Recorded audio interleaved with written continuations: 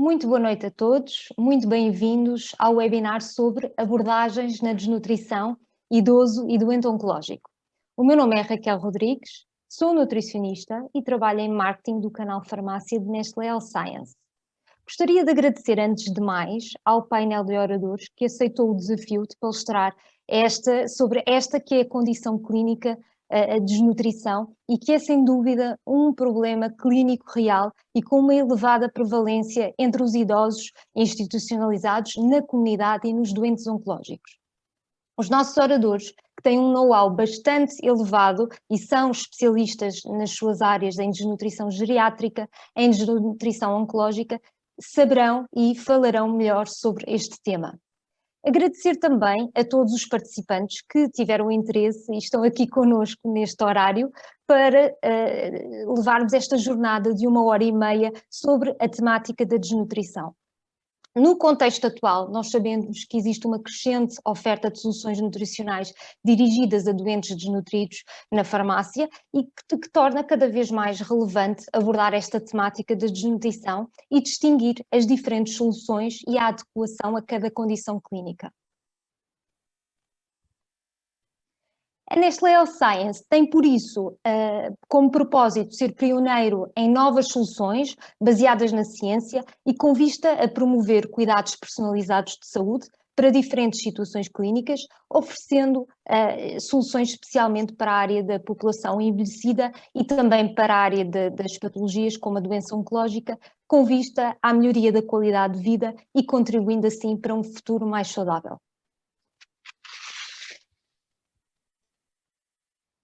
Gostaria que ficassem agora com um breve vídeo onde realmente fica presente aquele que é o propósito das farmácias no nosso dia-a-dia e também a partilha de propósitos entre Nestlé Health Science e as farmácias no seu dia-a-dia.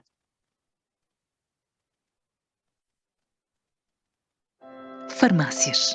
A do bairro, a da rua embaixo, a do início do século, a do Sr. Silva. As que acabaram de abrir para 2 ruas. Aqui é a sua mãe, as que estão sempre de guarda. Não há 2 farmácias iguais, mas todas têm algo em comum. Podemos sempre contar com elas. Para o conselho, para a ajuda, para aquela dorzinha, para a melhor recomendação, para os séniores, para os bebês. Inclusivamente agora, quando as coisas se tornaram mais difíceis do que nunca, estão perto, abertas. Na Nestlé, sabemos o quanto merecem aplausos todos os dias, porque também sabemos como conseguiram seguir em frente. Na primeira linha, sempre com um sorriso. Desde que nascemos, há mais de 150 anos, temos estado ao vosso lado e agora, mais do que nunca, prometemos que não os deixaremos sozinhos. Como antes e como sempre, vamos seguir ao vosso lado, procurando tornar-lhes as coisas mais fáceis, agradecendo que estejam sempre perto.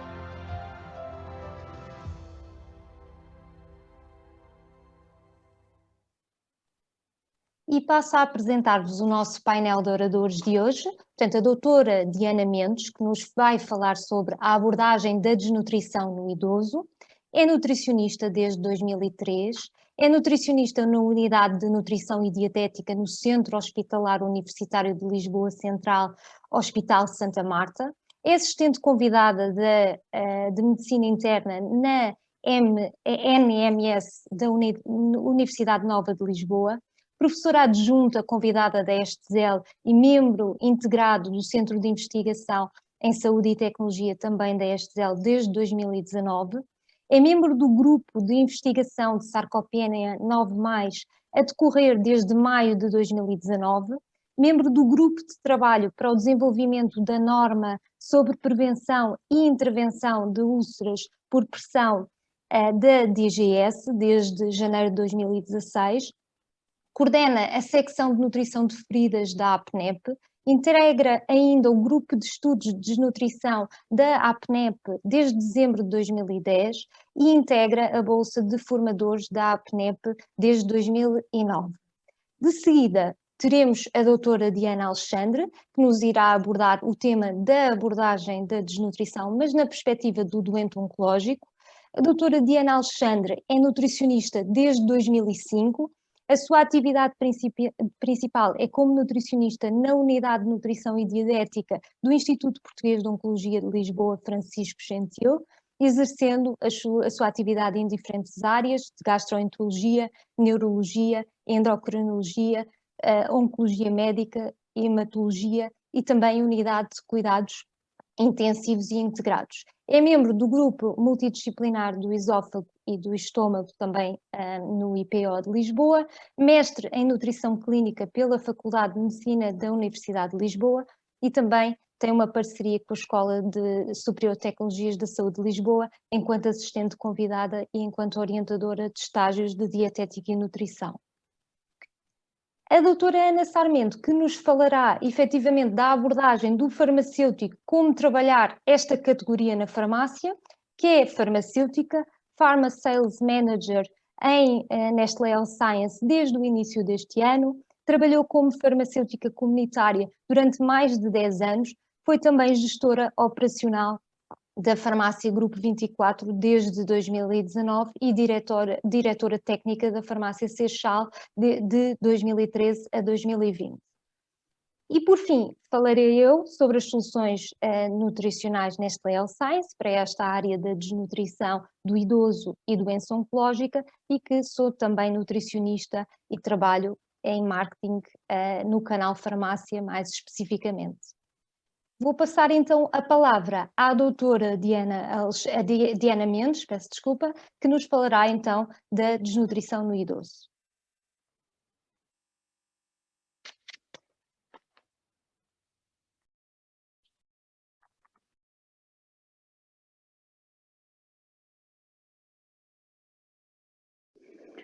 Ora, muito boa noite, muito obrigada mais uma vez à Nestlé Health Science pelo convite. É sempre um grande gosto ser convidada por vós, portanto muito obrigada e já sabem que fico sempre particularmente feliz por falar de todos os temas especiais, mas em particular sabem que fico sempre muito honrada em falar de desnutrição no idoso. E portanto vamos tentar agora nos próximos minutos dar-vos um bocadinho aquilo que eu julgo que pensem que será um post-it que vocês podem ter colado no interior do vosso bolso de bata e portanto só retirar aqui alguns highlights de notas em que eu acho que pode ser aqui pequenos reminders para aquilo que é de facto a abordagem no doente idoso. Ora, a verdade é que eu vou entrar no vosso palco, vou entrar na farmácia onde trabalham, vou neste momento pensar que efetivamente, e o vídeo roubou-me aquilo que eu tinha preparado em termos de palavras, vocês são de facto a primeira linha de cuidados de saúde. A nível, pensando no setting em termos de cuidados primários, vocês estão na comunidade, vivem na comunidade, estão na farmácia, estão 24 horas de serviço para a população. Aqui, em particular, para os idosos. Trazendo ainda por cima normalmente todo o contexto de informalidade, que apesar do vosso lado haver a maior formalidade porque estão a desempenhar o vosso trabalho, mas de facto há uma grande informalidade, há uma grande proximidade, quer de comunicação, quer de abordagem das mais diferentes temáticas por parte da vossa população, do vosso público, dos vossos clientes. E portanto desta forma a verdade é que, sem sombra de dúvida, posso considerar que são os profissionais mais próximos até inclusivamente da população idosa. Bom, e quando nós pensamos relativamente à abordagem nutricional no que diz respeito aos idosos, idealmente teríamos todo este cenário, ou seja, idosos felizes, bem nutridos, mas aquilo que nós sabemos é que estamos de facto muito longe e infelizmente, e nos dias de hoje ainda mais se veio acentuar todo o isolamento e tudo aquilo que nós sabemos que afeta em particular os idosos e se até 2020 nós, e até agora faria exatamente a mesma abordagem e falaria exatamente da mesma forma, aquilo que nós sabemos é que todas as nossas problemáticas ainda se acentuaram mais nesta faixa etária. E portanto hoje em dia, sem sombra de dúvida alguma, que faz e continuará sempre a fazer sentido falar, em particular, da abordagem da desnutrição do idoso no contexto das farmácias comunitárias. São de facto a primeira linha, são vocês que de certa forma dão as primeiras respostas, até que eu em particular, como vocês ouviram, trabalho no Hospital de Santa Marta, portanto estou muito longe de chegar logo de facto à população idosa. Ora, mas na realidade aquilo que eu vos trago, ainda por cima para uma segunda-feira à noite, é um desafio incrível, muito mais fácil de facto retirar navios do canal do Suez do que muitas das vezes falar desta problemática. Portanto, falar aqui de alguns pontos e aqui para contextualizar aquilo que dizem as nossas guidelines europeias, da Sociedade Europeia de Nutrição Clínica e Metabolismo, é que de facto temos desafios. E estes desafios, aquilo que nós conseguimos compreender é que de facto vamos ter, no caso da população idosa, inúmeros contributos que podem contribuir para a progressão da desnutrição. Sabemos que temos vários fatores de risco e sabemos, e em particular, que muitos destes efeitos vão estar a par das patologias crónicas que nós sabemos que temos no idoso, e aquilo que nós sabemos é que em situações de contexto agudo ainda mais vão acentuar as dificuldades que há relativamente à gestão da desnutrição na pessoa idosa. Ora, e já há pouco a doutora Raquel tinha falado na questão da prevalência. Aquilo que nós sabemos é que a nível hospitalar, de forma muito grosseira, cerca de 28% dos idosos em contexto hospitalar apresentarão desnutrição. No que diz respeito às residências geriátricas e os nossos lares, cerca de 17,5%, e depois mais pequenina, relativamente ali à roda dos 8, 9, relativamente à desnutrição em contexto comunitário. E se nós pensarmos num trabalho publicado muito recentemente, aquilo que nós verificamos é que, se pensarmos de uma forma muito grosseira, e aqui em termos de este conjunto de estudos que foram avaliados, é que nós vamos ter, no que diz respeito a prevalências de desnutrição de alto risco, vamos pensar aqui à roda da faixa etária 65-80 à roda de 20,6, se nós pensarmos nos 80 anos há cerca de 22,6, o mesmo nós temos em termos de valores à roda aqui dos 20, quer no sexo masculino, quer no sexo feminino, mas quando nós pensamos para a desnutrição combinada, quer moderada, quer alta, reparem que as nossas prevalências sobem muito mais e, portanto, andamos aqui entre os 40% e os 57%, de forma muito grosseira no que diz respeito a isto. Portanto, obviamente que temos aqui uma problemática que faz sentido, que é prevalente e que vai ter impacto, como veem. E ora, uma das situações que nós verificamos é que, de facto, temos vários fatores que potenciam, ou seja, já é um desafio muito grande. Eu bem vos disse que era mais fácil desencalhar navios do Suez, mas de facto aquilo que acontece é que nós vamos ter aqui os vários Ds e vamos ter situações de disfagia e disgnosia muito frequentes, vamos ter as patologias e, portanto, temos aqui obviamente várias patologias associadas, vários antecedentes pessoais, muitas das vezes uma doença crónica que vai agudizando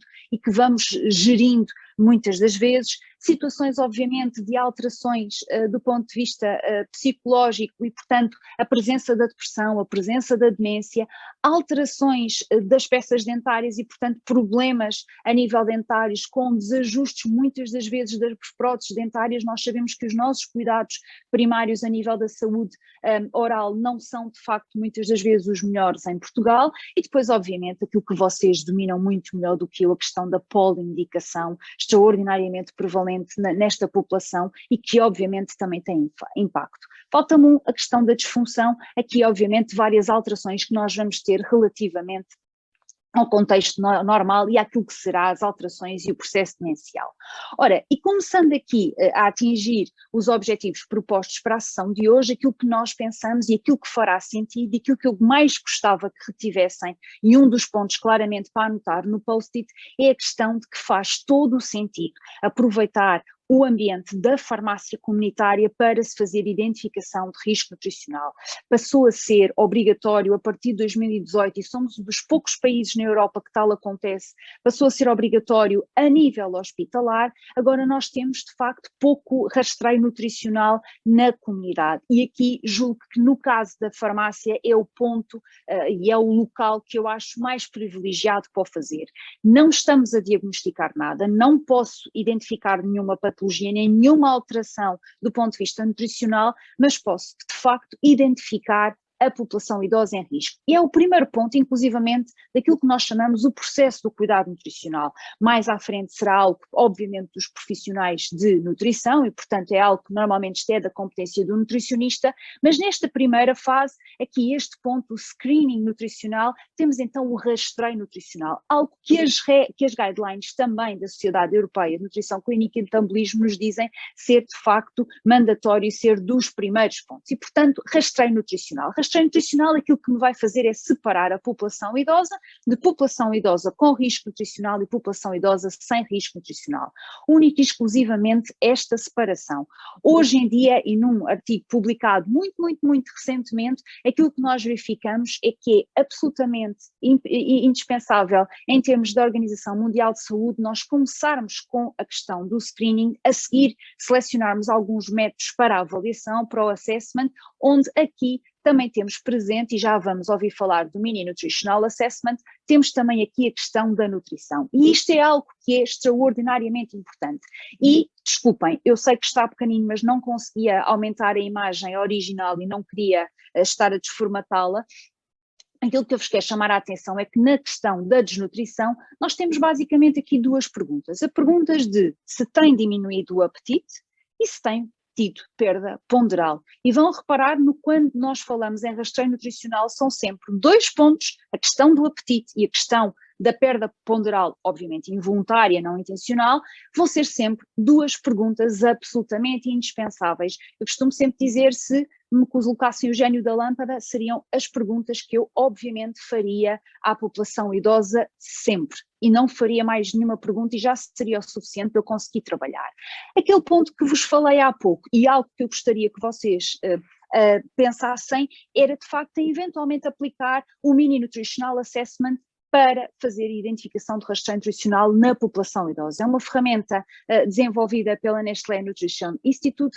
Quem trabalha com população idosa sabe que é o questionário de identificação de risco e complementarmente também da avaliação do estado nutricional mais utilizado na população idosa em todo o mundo. É dos questionários com maior sensibilidade e especificidade e é aquele que inclusivamente eu na minha prática clínica assim utilizo. E portanto seria algo que eu deixava aqui o desafio, eventualmente vocês equacionarem, fazer a aplicação do Mini Nutritional Assessment, tem esta primeira parte de identificação do risco nutricional no vosso dia a dia e naqueles idosos que vocês acharem que faz todo sentido. Eu não vos quero deixar o ponto demasiado ambicioso, seria aplicar a todos os idosos, mas dado que isso será impensável, era algo que eu gostaria de deixar para fazer. Foi também recentemente desenvolvido o Self Mini Nutritional Assessment, o que pode facilitar. Nós sabemos hoje em dia a população idosa já temos aqui alguma diferenciação e portanto já muitas das vezes não só acedem a tecnologias, mas podem pensar no print disponível, dão para o idoso fazer o auto-preenchimento e poderá depois ser muito mais fácil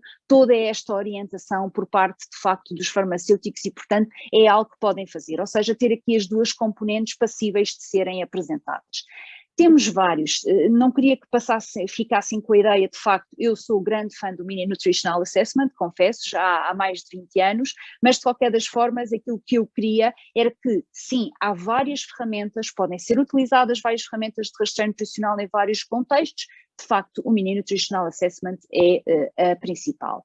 Ora, e aqui só para terem um bocadinho o highlight daquilo que pode ser a avaliação do estado nutricional, normalmente após a identificação de risco, portanto com a diferenciação entre população idosa com risco, sem risco, na população idosa que então apresenta risco nutricional, então sim eu vou fazer a avaliação do estado nutricional, que como podem compreender é algo muito complexo, daria para estarmos aqui muitas noites de segunda-feira ao longo de muitas semanas, mas de facto aquilo que vai acontecer é que aqui eu vou ter vários parâmetros que vou ter necessidade de avaliar e que estes sim me vão permitir fazer diagnóstico. E vou utilizar peso atual, peso ideal, peso ajustado, altura, vou utilizar lipocalibradores para fazer pregas cutâneas tricipicais, supraescapulares, subescapulares, etc. E portanto vou utilizar dinamómetros de pressão palmar para avaliar aqui também a questão da funcionalidade e o wasting muscular e avaliar a questão da ingestão. Obviamente que isto é algo já muito mais complexo, mas é isto que me permite chegar ao diagnóstico e chegar ao diagnóstico daquilo que recentemente, em 2017, as guidelines da Sociedade Europeia de Nutrição Clínica e Metabolismo nos deixaram. E aquilo que nos deixaram foi esta separação, e em particular, e por isso é que hoje também vamos falar um bocadinho da questão da sarcopenia e da fragilidade, separaram da desnutrição, da malnutrição por carência, os contextos não só da desnutrição associada à doença, com, sem inflamação, o caso depois, por exemplo, especificamente no caso da caquexia, que a doutora Diana Alexandre poderá falar, na questão inclusivamente, da desnutrição por questões carenciais.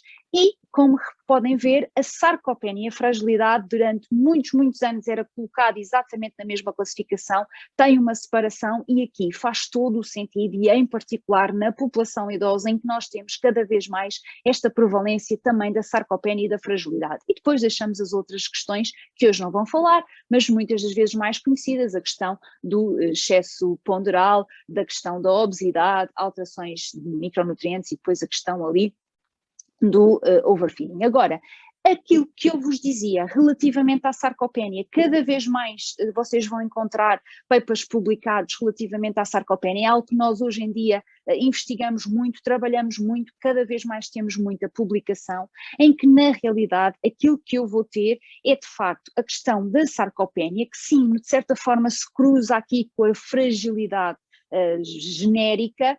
Temos obviamente também aqui a questão da fragilidade física, mas vão ver que ela é muito mais do que isso. Ora, aquilo que nós vamos verificando é que ela é essencialmente uma perda simultânea, não só de massa como também de função muscular.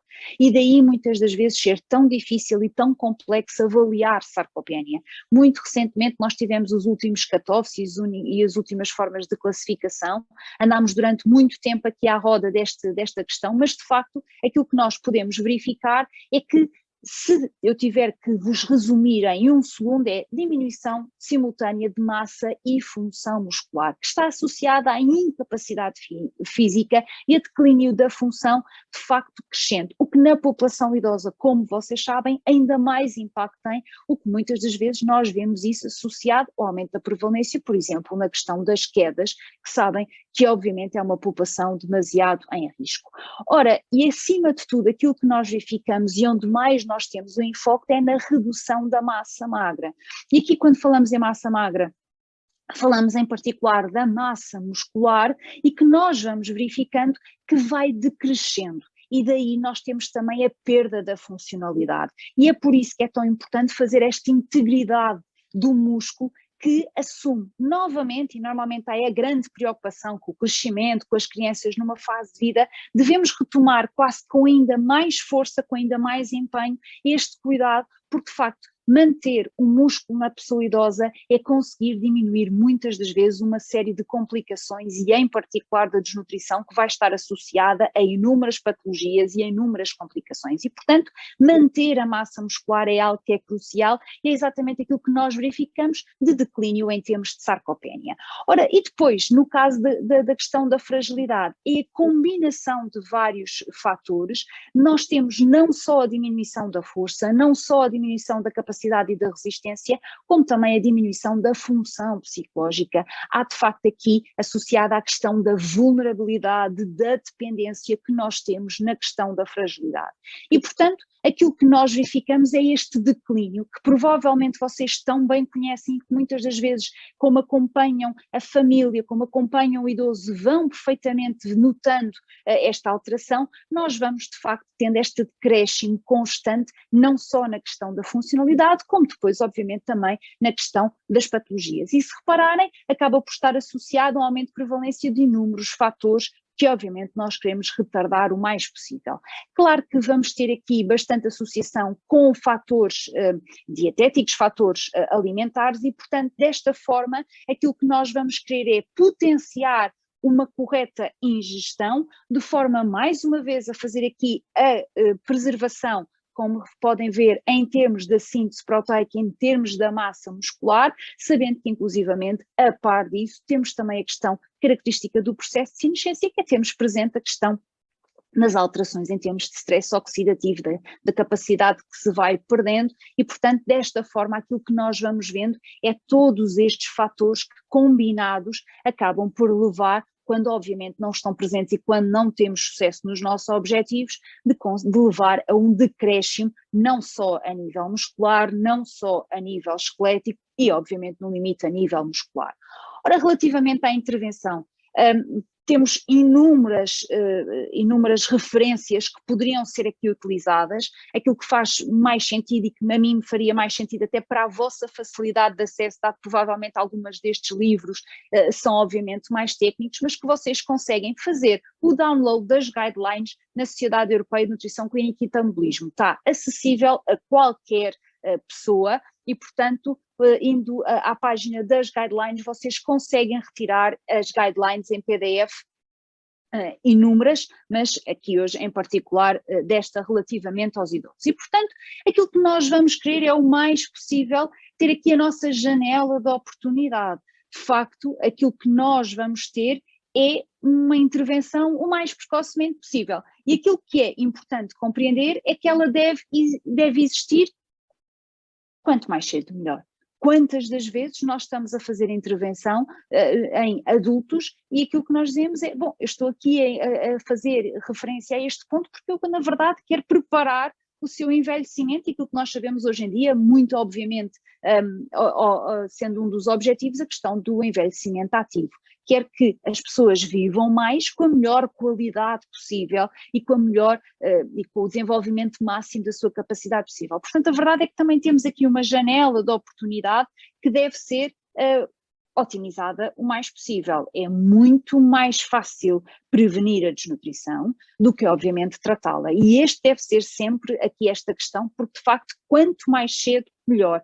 Eu depois tenho muita dificuldade em criar músculo, depois tenho muita dificuldade em ter, obviamente, por melhor que seja a minha intervenção, de ter essa possibilidade. E, portanto, é ter aqui uma janela de oportunidade. Claro que no caso do idoso vamos ter nutrientes-chave, a questão da energia, acima de tudo a proteína é sempre o nutriente estrela no que diz respeito à intervenção no idoso, mas não esquecendo aqui obviamente a questão da fibra também e de alguns micronutrientes que nós sabemos que podem estar obviamente aqui em maior tendência. E portanto dessa forma a questão da energia é algo crucial. Há sempre aquela ideia de que os idosos não necessitam de comer tanto.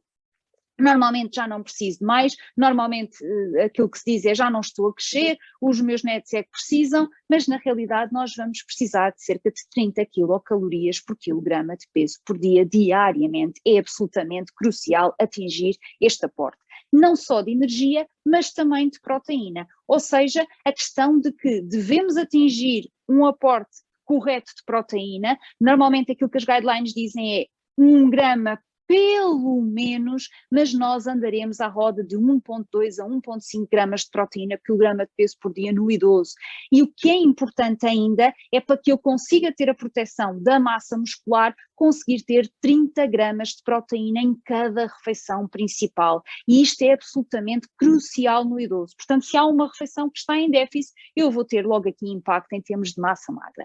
Claro que depois, obviamente que nós vamos ter aqui todo o contexto relativamente aos micronutrientes. As guidelines, obviamente, aquilo que dizem é que se não há nenhuma deficiência específica é atingir as nossas DRIs, mas de facto temos sempre aqui um conjunto de micronutrientes, como vocês sabem, sempre importantes, desde a vitamina D, desde o cálcio, desde o ferro, desde o zinco. Bom, uma complexidade em termos de micronutrientes que é importante atingir em termos de aporte. Se eu pensar na intervenção, se eu pensar de forma global, genérica, e se vocês me perguntarem já, então mas que ferramenta é que eu posso dar aos meus idosos de forma rápida no contexto da farmácia, aquilo que eu vos digo é, bom, a pirâmide dos alimentos ideal para a população idosa. É a forma mais prática que eu posso ter, ou eventualmente o MyPlate, de dar aqui uma resposta e percebem logo que em cada grupo eu vou ter, obviamente, alimentos hierarquizados e, obviamente, desta forma eu vou conseguir atingir as minhas necessidades nutricionais. Porque aquilo que eu quero atingir, na realidade, é 100% das necessidades nutricionais. Eu só vou ter sucesso se conseguir atingir estes 100%.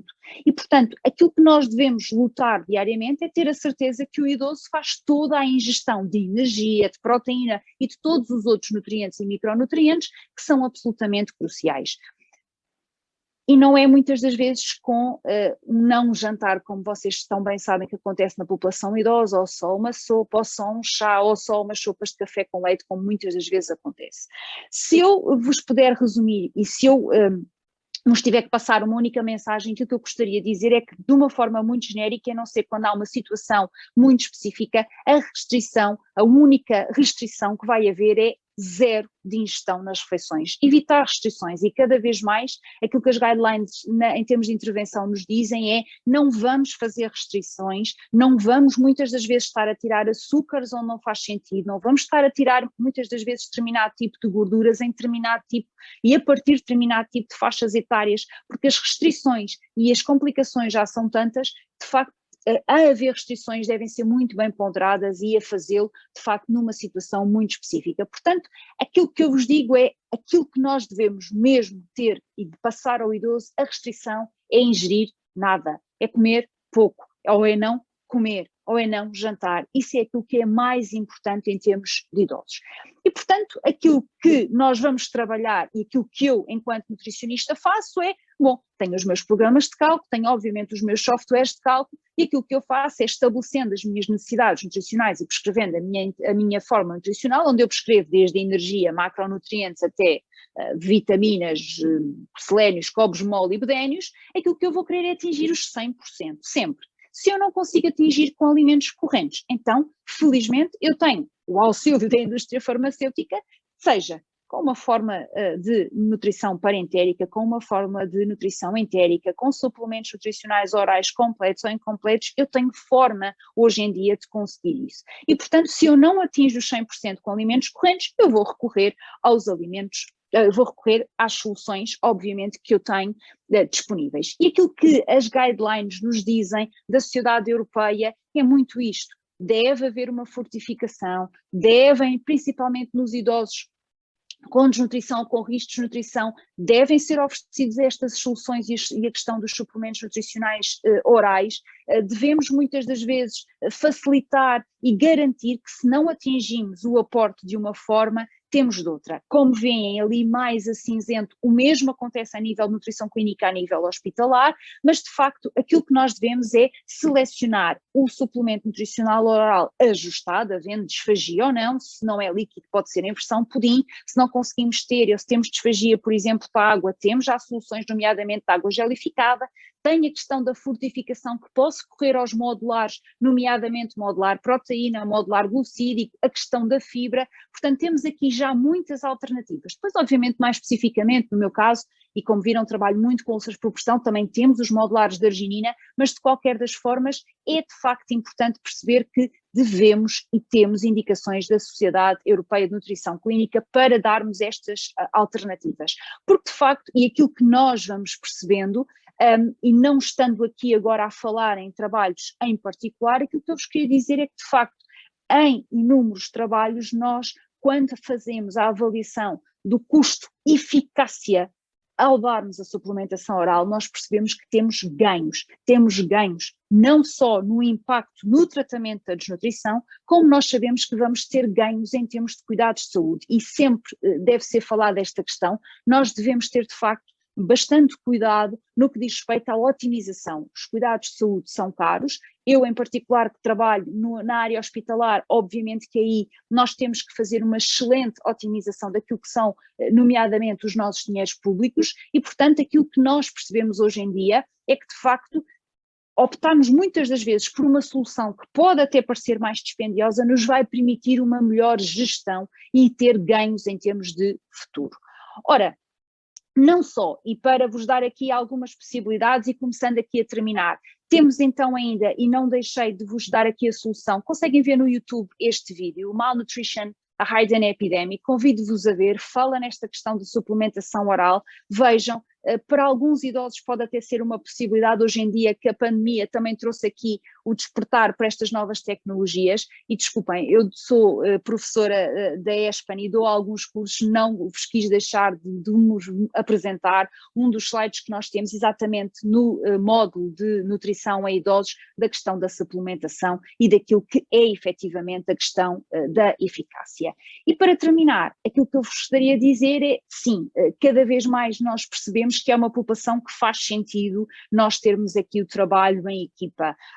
Vocês já o fazem e muitas farmácias já têm aqui quase que muitas das vezes uma mini equipa, mas de facto deve ser aqui motivo de reflexão, porque é absolutamente crucial, com tantos viés e com tantas possibilidades de influência em termos de desnutrição, de facto pensarmos isto, é como faz sentido pensarmos em saúde, só é desta forma que nós temos esta possibilidade e, portanto, queria-vos só deixar aqui esta importância de todos nós, do papel que cada um tem e das recomendações que vocês, sendo primeira linha, também conseguem fazer. Muito obrigada, uma boa noite.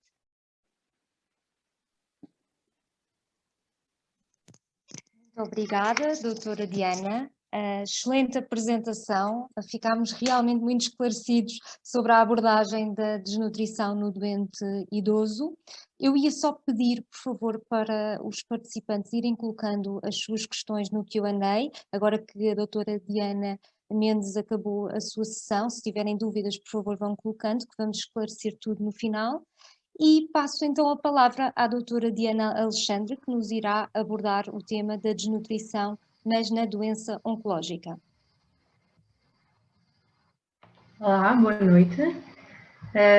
Quero começar por agradecer à Nestlé Health Science por mais este convite. Peço desculpa, isto está a avançar. Ok. Peço imensa desculpa, boa noite.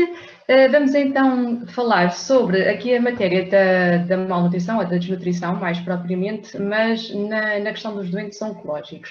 Ora, eu vou tentar falar um pouco daquilo que considero ser mais relevante aqui, mas mais numa perspectiva de nutrição clínica hospitalar, um pouco que é a nossa experiência, mas que isso é aquilo que se vai traduzir também quando os nossos doentes oncológicos, falo aqui no caso em particular do IPO de Lisboa, saem dos nossos muros e vão, por exemplo, atravessam a estrada e têm logo uma farmácia em frente, e é um local onde obviamente recorrem muitas das vezes para pedir ajuda neste tipo de soluções, o que é que existe, o que é que não existe, porque as pessoas hoje em dia leem cada vez mais, as famílias estão mais informadas, os doentes também, e muitas das vezes até antes de chegarem a nós passam pela farmácia ou mesmo por outros profissionais e acabam por procurar algumas soluções. Ora, em termos de cancro, o cancro é sem dúvida uma das doenças que se insere aqui neste diagrama da desnutrição associada à doença com inflamação. Portanto, é uma doença em que há uma inflamação sistémica crónica, e este quadro grave de desnutrição, que muitas das vezes evolui para a chamada caquexia neoplásica, é sem dúvida bastante presente em muitos dos doentes oncológicos. Não será em todos, mas nós hoje vamos focar-nos naqueles que são os doentes que estão mais em risco de desnutrição. Ora, a caquexia neoplásica é uma síndrome multifatorial complexa que tem várias fases. Não são todos os doentes que vão passar por estas fases todas, mas se considerarmos aquilo que é a progressão da doença oncológica, esta caquexia vai evoluindo à medida que a doença também evolui, desde uma fase de pré-caquexia, ou seja, basicamente são aqueles doentes em que têm uma perda de peso inferior a 5% em relação ao seu peso corporal habitual, e já com algum grau de anorexia, ou seja, já com alguma perda de apetite. Essa situação ou esta condição pode evoluir para uma altura em que a perda de peso involuntária já é superior a 5%, ou o índice de massa corporal é inferior a 20 kg por metro quadrado, com uma perda de peso superior a 2%. Ou então, também, quando já estamos perante um quadro de sarcopenia com perda de peso superior a 2%. Não esquecer que isto acontece, obviamente, quando há também uma diminuição importante da ingestão alimentar, e tem todo o efeito da inflamação sistémica no organismo do hospedeiro, neste caso da pessoa doente. A caquexia refratária é que uma fase já mais terminal, mais final da caquexia, está mais associada àqueles doentes oncológicos em que a doença já é de facto bastante avançada, em que o tempo de vida esperado é infelizmente já curto, e aqui apenas para ressalvar que não é nesta fase em que a caquexia já é refratária, não é nesta fase em que nós vamos conseguir obter algum resultado, não é aqui que nós vamos conseguir reverter a desnutrição. Portanto, atuar o mais precocemente possível. A prevalência de malnutrição em oncologia varia bastante. Dos vários artigos que temos publicados, obviamente as percentagens vão também variando, porque isso vai depender não só do tipo de cancro, do estádio da doença, se é uma doença num estádio mais inicial ou se é uma doença, por exemplo, metastática. Varia também tendo em conta o tipo de tratamentos, se são doentes cirúrgicos, doentes sob quimioterapia. Portanto, as percentagens são bastante variadas, mas são muito, muito elevadas.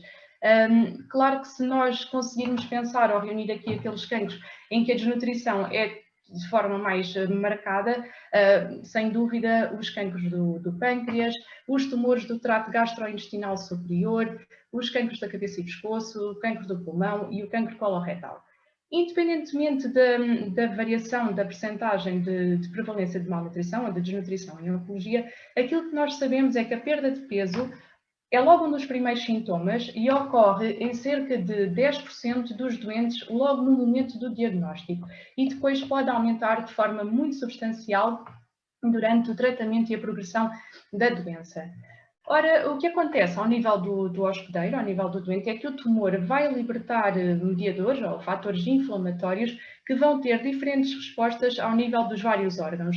Ao nível do sistema nervoso central vão ser alterados os sinais do apetite e isso vai causar aquela anorexia tão característica do doente oncológico, vai ter perda de apetite muitas das vezes muito, muito, muito marcada. Vamos ter também alterações ao nível do músculo, com todo aquele quadro de wasting muscular, ou seja, acabamos por ter aqui uma perda importante de massa muscular, mas também da função, o que vai originar um doente mais cansado, mais frágil. Alterações ao nível hepático, com alteração ao nível, por exemplo, das proteínas, passam a ser formadas as proteínas de fase aguda. Também há um aumento aqui da lipólise, com perda de massa magra. Portanto, tudo isto reunido no hospedeiro leva então àquele estado de desnutrição que vamos tentar o mais possível que não progrida para uma fase em que o suporte nutricional já muito pouco poderá fazer.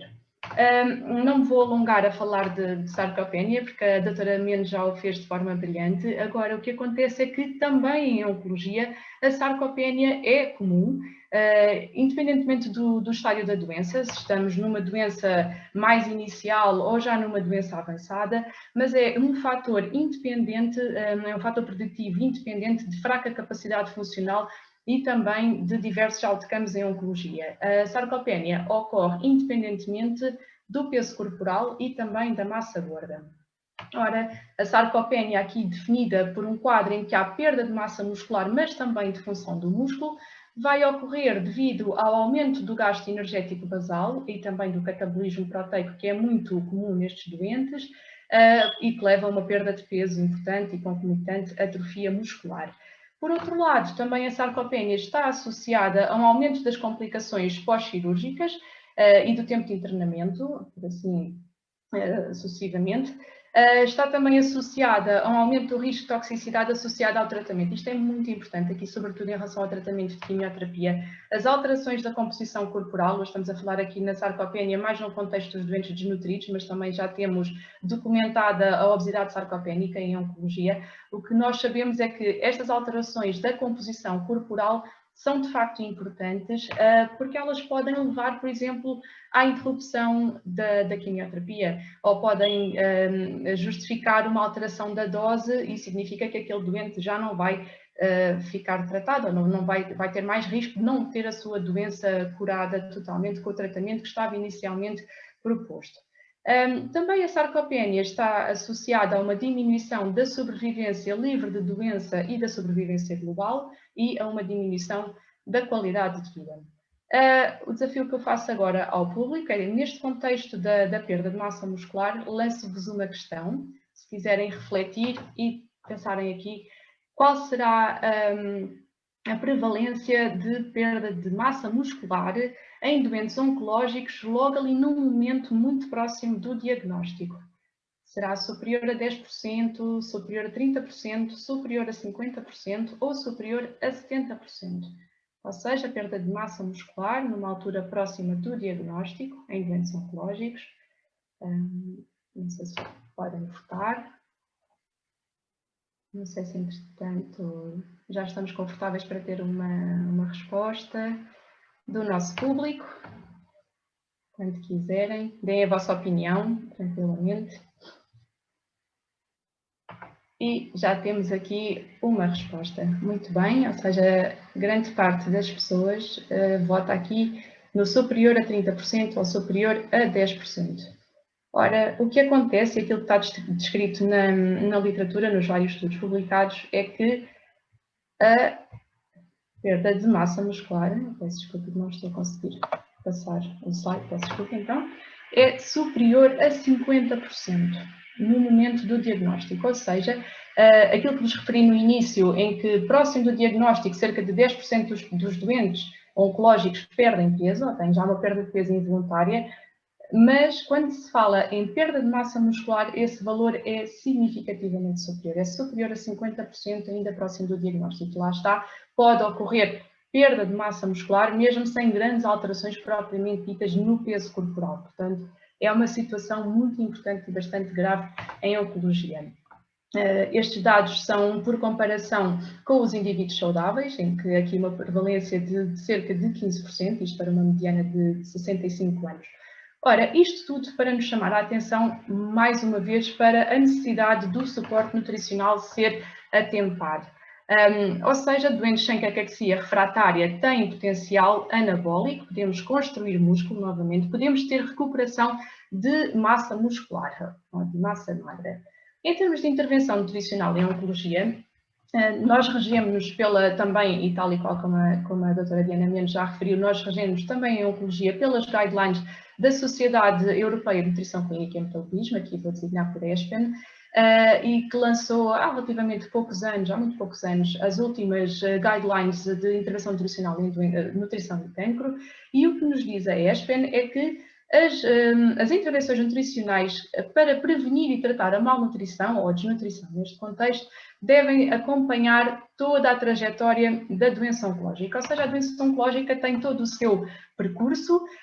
Um doente que tem um tratamento de intenção curativa no início pode, uns anos ou uns meses mais tarde, ter uma recidiva da sua doença primária e ter necessidade de depois, mais tarde, voltar a fazer algum tipo de tratamento antineoplásico, uma quimioterapia, uma radioterapia, uma combinação, uma nova cirurgia, pode inclusivamente ter um outro tipo de tumor ou pode ter metástases, por exemplo, à distância do seu tumor primário. Ou seja, em todas estas fases existe, obviamente, espaço e é, obviamente, necessária a intervenção nutricional, sempre sem chegar a um estado em que já não se pode fazer nada. E quais são os passos que nós fazemos? Ou seja, quer em contexto de consulta de ambulatório para os doentes oncológicos, quer em contexto de hospitalização propriamente dita, internamento, nós temos que triar, portanto, também aqui a identificação do risco nutricional é sem dúvida o primeiro passo. Nós queremos de forma rápida triar o maior número possível, claro que o ideal seriam todos, os doentes oncológicos, para depois sim percebermos quais são os doentes que têm risco nutricional e aos quais deve ser preconizada uma avaliação formal do seu estado de nutrição. Aqui a avaliação do estado nutricional passa por fazer uma avaliação de vários parâmetros, nomeadamente dados antropométricos, dados de ingestão alimentar, os sintomas que têm um impacto alimentar e nutricional bastante importante em oncologia, também aqui o papel de alguns parâmetros bioquímicos, a capacidade funcional, enfim, são vários os parâmetros. Temos também escalas que nos permitem avaliar, documentar todos estes dados de forma muito específica, e aqui esta escala, o PGSGA, validada para a oncologia, que é uma ferramenta mais extensa, mas que acaba por incluir todos estes parâmetros, e isso é basicamente aquilo que nós fazemos no nosso dia-a-dia, ou seja, fazemos tal e qual, como já foi aqui referido hoje, o Nutrition Care Process, portanto, seguimos todos estes passos e depois da identificação do risco, passamos para a avaliação do estado nutricional dos doentes que estão com risco de desnutrição. Registamos tudo num software informático que está acessível a todos os profissionais da equipa clínica. Isto é importante, porque esta informação não nos é útil só a nós, é importante nós partilharmos com toda a equipa com quem trabalhamos e que cuida do doente oncológico daquilo que se está a passar em termos de estado nutricional. Permite-nos também esta aplicação, este software, selecionarmos depois qual é o diagnóstico nutricional e tudo isto fica documentado. Ora, o que a ESP nos diz em termos de intervenção nutricional? As abordagens na malnutrição e na desnutrição associada ao cancro passam pela terapia nutricional conjugada com exercício físico e terapêutica farmacológica. Em relação ao suporte nutricional, passa pelo aconselhamento nutricional individualizado, com a adoção de algumas medidas dietéticas que façam sentido, tendo em conta sintomas ou a própria necessidade do doente, mas muitas das vezes, com todas essas medidas, não nos é possível atingir as necessidades nutricionais dos doentes e precisamos de recorrer à utilização dos suplementos nutricionais orais.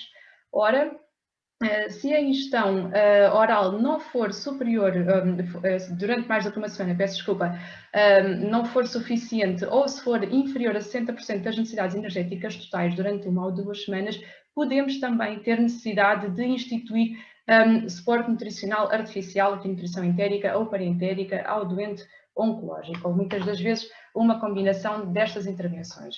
Ora, em termos de aporte energético, aquilo que está preconizado é que o doente oncológico deve receber 25 a 30 calorias por quilograma de peso e por dia. E também aqui no doente oncológico, vou copiar as palavras da doutora Diana Mendes, e a proteína é sem dúvida um nutriente estrela no suporte nutricional. Nunca menos do que 1 grama por quilo de peso por dia. O ideal é entre 1,2 a 1,5 gramas por quilograma de peso e por dia, sendo que alguns estudos já nos revelam que uma dose de ingestão proteica superior, que pode ir até aos 2 gramas, pode ser benéfica, sobretudo quando o estado de nutrição já é bastante grave, mas lá está, não ao ponto de já não ser revertido. Claro que aqui salvaguardamos situações específicas, nomeadamente a função renal, mas poderá, em muitos doentes oncológicos, ir aqui até às 2 gramas, mas o nosso alvo é 1,2 a 1,5. Em relação aos outros macronutrientes que contribuem para o valor energético total, os glícidos e os lípidos, será aquilo que é preconizado para a população em geral e depois, salvo se houver algum déficit já documentado de algum micronutriente, assim haverá ou não espaço para alguma suplementação multivitamínica, multimineral. Aquilo que nos dizem as guidelines da ESPEN é que, de uma maneira geral, a terapia nutricional com dieta e suplementos nutricionais orais tem muitos benefícios, ou seja, está associado a uma maior ingestão alimentar, ao ganho de peso e a uma melhor qualidade de vida. Quando vemos especificamente nas guidelines por tipo de tratamento antineoplásico, o que nós percebemos é que para todos eles há uma recomendação forte em termos de suporte nutricional. No caso da cirurgia, há aqui um papel importante para a imunonutrição, no cuidado perioperatório, sobretudo nos doentes com tumores do trato gastrointestinal superior. Em relação aos doentes que são alvo de radioterapia, sobretudo ali em que a radiação é incidente na zona da cabeça, pescoço, do tórax, ao nível também do trato gastrointestinal, o aconselhamento nutricional individualizado e o uso de suplementos nutricionais orais também fará, sem dúvida, sentido. Em relação aos doentes tratados com quimioterapia de alta dose e aos doentes após transplante de células hematopoéticas, aquilo que sabemos é que deve ser também assegurado o aporte nutricional e, sempre que possível, aqui bastante importante, manter a atividade física. Ora, pensando nas várias fases da caquexia, tal e qual como já referi no início, para cada uma delas há uma intervenção nutricional mais específica. E onde é que nós vamos atuar? É, sem dúvida, nestas 2 primeiras fases, em que podemos fazer ainda algo pelo doente, podemos reverter a perda de massa muscular, podemos reverter a perda de peso existente. E aquilo que nos dizem os papers publicados é que o aconselhamento nutricional, a fortificação alimentar, mas sobretudo aqui a inclusão dos suplementos nutricionais orais em cada uma destas fases é, sem dúvida, a melhor estratégia. E temos que pensar sempre a quem é que nós vamos dirigir esta intervenção, portanto, ao doente o mais possível que ou no início do tratamento, ou que vá ser alvo de um tratamento mais agressivo, por exemplo, uma cirurgia major, em que nós, se fizermos uma intervenção mais atempada, vamos, sem dúvida, ter outcomes mais favoráveis já a seguir, por exemplo, à cirurgia. Não nos podemos esquecer também que no contexto da doença oncológica há muitos sintomas que já surgem a priori só porque existe a doença. Pensando na localização do tumor no organismo, pode causar sintomas como disfagia, odinofagia, dor ao engolir, enfartamento precoce, mas também aqueles sintomas que muitas das vezes surgem já no decorrer ou mesmo numa fase já mais final ou até depois dos tratamentos. Por exemplo, a xerostomia, um agravamento da disfagia, estou a pensar, por exemplo, no caso de tumores como o do esófago, em que a radiação vai condicionar também mais odinofagia, mais dor ao engolir, já associada à disfagia pela presença do tumor. Pensar, por exemplo, numa mucosite, que por vezes não é só orofaríngea, mas que se pode estender pelo trato gastrointestinal em doentes hematológicos, que muitas das vezes passam por períodos muito exacerbados de mucosite e que têm diarreias também associadas.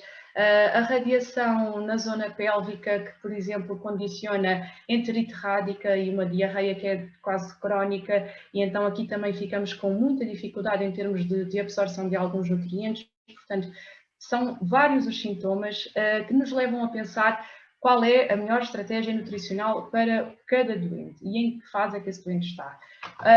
Como já foi também aqui falado, em termos de intervenção nutricional, são várias as abordagens, mas aqui de uma maneira global temos que fazer uma avaliação da ingestão nutricional. Não é só nos idosos, nós infelizmente temos também aqueles doentes oncológicos que pensam porque passam o dia todo ou quase todo deitados ou acamados, ou deitados ou sentados, têm um gasto energético inferior e que não precisam de comer tanto. Não é de todo assim, mentira, têm mesmo que ser muito bem nutridos, e nós temos que adaptar a oferta alimentar. Aqui mais no contexto de internamento, por vezes passa por adaptar a dieta às preferências, aos gostos do doente, mas aquilo que sabemos é que, tendo em conta aquilo que nós queremos atingir em termos de energia, mas sobretudo em termos de proteína, muitas das vezes é difícil. Portanto, mesmo com a fortificação alimentar, com garantir as preferências do doente e respeitar, muitas das vezes não conseguimos e temos mesmo que recorrer aos suplementos nutricionais orais. Felizmente temos muitos, a indústria dá-nos vários sabores, várias alternativas, porque um doente que se calhar inicialmente tolera um suplemento de uma textura líquida, mais à frente pode ter alteração do paladar ou pode não conseguir tão bem tolerar este suplemento, então nós pensamos de que forma é que nós podemos suplementar, por exemplo, ao nível da proteína. Temos os suplementos modulares, existem várias alternativas, portanto é pensar em cada uma delas. Queria também só abordar aqui um último ponto convosco, que é a questão da deflexão muscular em oncologia. É um tema que tem vindo a ser cada vez mais publicado. É um tema ainda algo recente naquilo que são as intervenções ou as orientações específicas para esta questão da deflexão muscular. E o que nós sabemos é que, além das orientações da ESPEN para o alcance da energia, das necessidades em proteína, 1,2 a 1,5 gramas por quilograma de peso e por dia, temos também aqui bastante promissor o papel de alguns aminoácidos, no caso da leucina ou dos seus derivados, o hidroximetilbutirato, a glutamina, a carnitina, a creatina. Estes aminoácidos ou estes derivados já vão tendo alguma evidência, não ainda robusta para gerar uma conclusão, mas aqui já com algum ideal do que será um aporte favorável em relação à deflexão da massa muscular. Também a suplementação em vitamina D, aqui o papel dos ácidos gordos, dos M3, mas sem dúvida dizer-vos que a intervenção melhor é a abordagem conjugada de todas estas intervenções. Ora, só aqui para falar em relação à ingestão proteica, o que nós percebemos é que muitas das vezes é muito difícil o doente alcançar a recomendação preconizada, portanto de 1,2 a 1,5 gramas por quilograma de peso e por dia. Muitas das vezes nem conseguem atingir aquilo que é o ideal para um indivíduo saudável. A ingestão proteica é reduzida por tudo o que já falei, não só pela alteração do apetite, por todo o quadro de catabolismo, de inflamação sistémica, mas muitas das vezes porque os próprios doentes se impõem eles próprios algumas restrições alimentares que são perfeitamente desnecessárias e que muitas delas incluem excluir alguns alimentos que são bastante importantes em termos de fornecimento de proteínas de alto valor biológico, e é aqui que nós temos que intervir, desmistificar e fazer o nosso plano nutricional tendo isso em consideração. Em relação à leucina, é um dos aminoácidos também cada vez mais estudado. É aqui bastante importante como substrato. O que nós percebemos é que a leucina, ao nível de atuar nas vias de sinalização do metabolismo, estimulando a síntese proteica, reduzindo a proteólise, é bastante promissora, e aquilo que está preconizado, então, 2 a 4 gramas por dia de leucina. Se nós pensarmos em ingestão alimentar para obtermos esta quantidade de leucina, era muito difícil. E então temos mais uma vez a indústria a trabalhar a nosso favor, a favor do doente oncológico, e isolando aqui, por exemplo, a proteína whey ou mesmo a caseína, a proteína whey como uma boa fonte em termos de teor de leucina, conseguem depois ser incorporadas em alguns suplementos que dão respostas mais favoráveis aos doentes. E aqui, como conclusões dos estudos, de alguns poucos estudos que existem nesta matéria, de algumas revisões, é que a melhor estratégia não é propriamente a ingestão isolada de determinadas proteínas, ou destes aminoácidos, mas sim parece existir mais ganhos, os ganhos ao nível da massa muscular e da força são mais robustos quando o alcance da energia, das necessidades energéticas e proteicas advém da dieta associada à suplementação e, obviamente, quanto noutras vezes é necessário também aqui o suporte nutricional artificial. Queria apenas, então, fazer aqui uma reflexão final, umas notas finais, pensarmos, então, que os doentes oncológicos, quando não estão na fase final da caquexia, têm, sem dúvida, ainda um potencial de anabolismo, de recuperar do ponto de vista nutricional e também de massa muscular. A intervenção nutricional atempada vai potenciar os outcomes em oncologia, e entre as várias estratégias que estão pensadas para o doente oncológico, a ingestão adequada de proteínas é, sem dúvida, fundamental para promover o anabolismo proteico, e muitas das vezes é difícil chegarmos a esse valor de ingestão proteica apenas com a alimentação convencional, e aqui sem dúvida temos uma margem muito, muito importante para o papel dos suplementos nutricionais orais para conseguirmos atingir estes resultados. Muito obrigada. Muito obrigada, doutora Diana Alexandre. Muito obrigada pela sua visão sobre as guidelines aqui na área da oncologia e também aqui uma visão prática da sua atuação neste tipo de doentes. Agradecemos imenso. Eu ia só recordar uma vez mais a questão de poderem colocar as vossas questões aqui no Q&A, que teremos todo o gosto em responder no final desta sessão. E passo agora a palavra à doutora Ana Sarmento, que nos falará aqui a perspectiva como farmacêutica e de como trabalhar esta área dentro da farmácia. Obrigada, Raquel.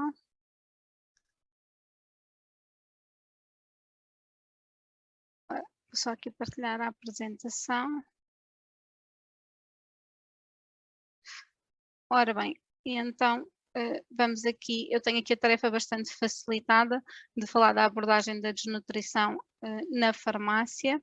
Depois das excelentes apresentações da doutora Diana Mendes e da doutora Diana Alexandre, que já contextualizaram aqui muito bem estas duas problemáticas, gostaria de dar aqui um bocadinho de a visão de como é que na farmácia nós podemos atuar, de que forma é que será útil nós, no fundo, sermos incisivos no aconselhamento. Doutora Ana, gostaria só de pedir para fazer o share das duas, ou seja, lá em cima na setinha, para fazer, estamos a ver as notas. Obrigada. Nada. Eu penso que assim já estará bem. Ótimo. Obrigada.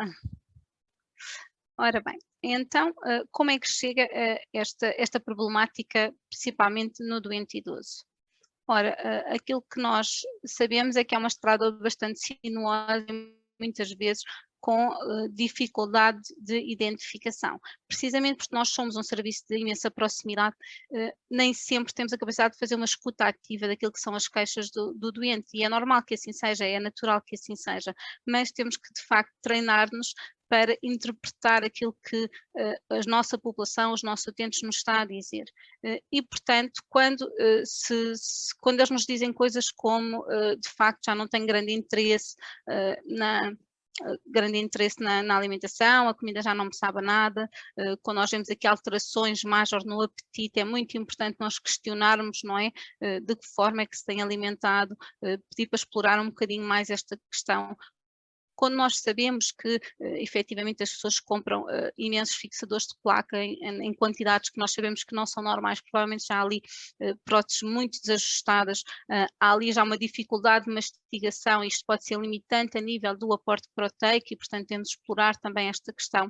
Depois, obviamente, as patologias que fazem aqui um gasto metabólico acelerado e mais exigente, que também é bastante difícil de compensar, tal e qual como a doutora Diana referia há pouco, muitas vezes já é difícil fazer o aporte no utente normal. Se estivermos a pensar num idoso que está em esforço metabólico, esta exigência aumenta e nós estamos então ainda mais aquém das necessidades nutricionais. Depois, obviamente, temos questões relacionadas com doenças do foro neurológico, também aqui as questões da demência muito complexas, quando as pessoas já não têm capacidade de se alimentarem sozinhas, também temos aqui uma grande dificuldade acrescida, outros processos também de dor e de depressão que impactam muito negativamente aqui tudo aquilo que é esta questão nutricional e que as pessoas deixam mesmo de comer o suficiente para este aporte normal. Obviamente que tudo aquilo que são mudanças na mobilidade dos utentes, quando eles começam efetivamente a utilizar suportes ou começam a sair menos de casa, eles dizem-nos mesmo isto, eu já não saio tanto, ou porque esta fragilidade vai aumentando, ou porque têm um risco acrescido de queda, ou mesmo porque já caíram e começam a ganhar este medo, acabam por também estas questões da mobilidade impactar muito negativamente em termos nutricionais a pessoa.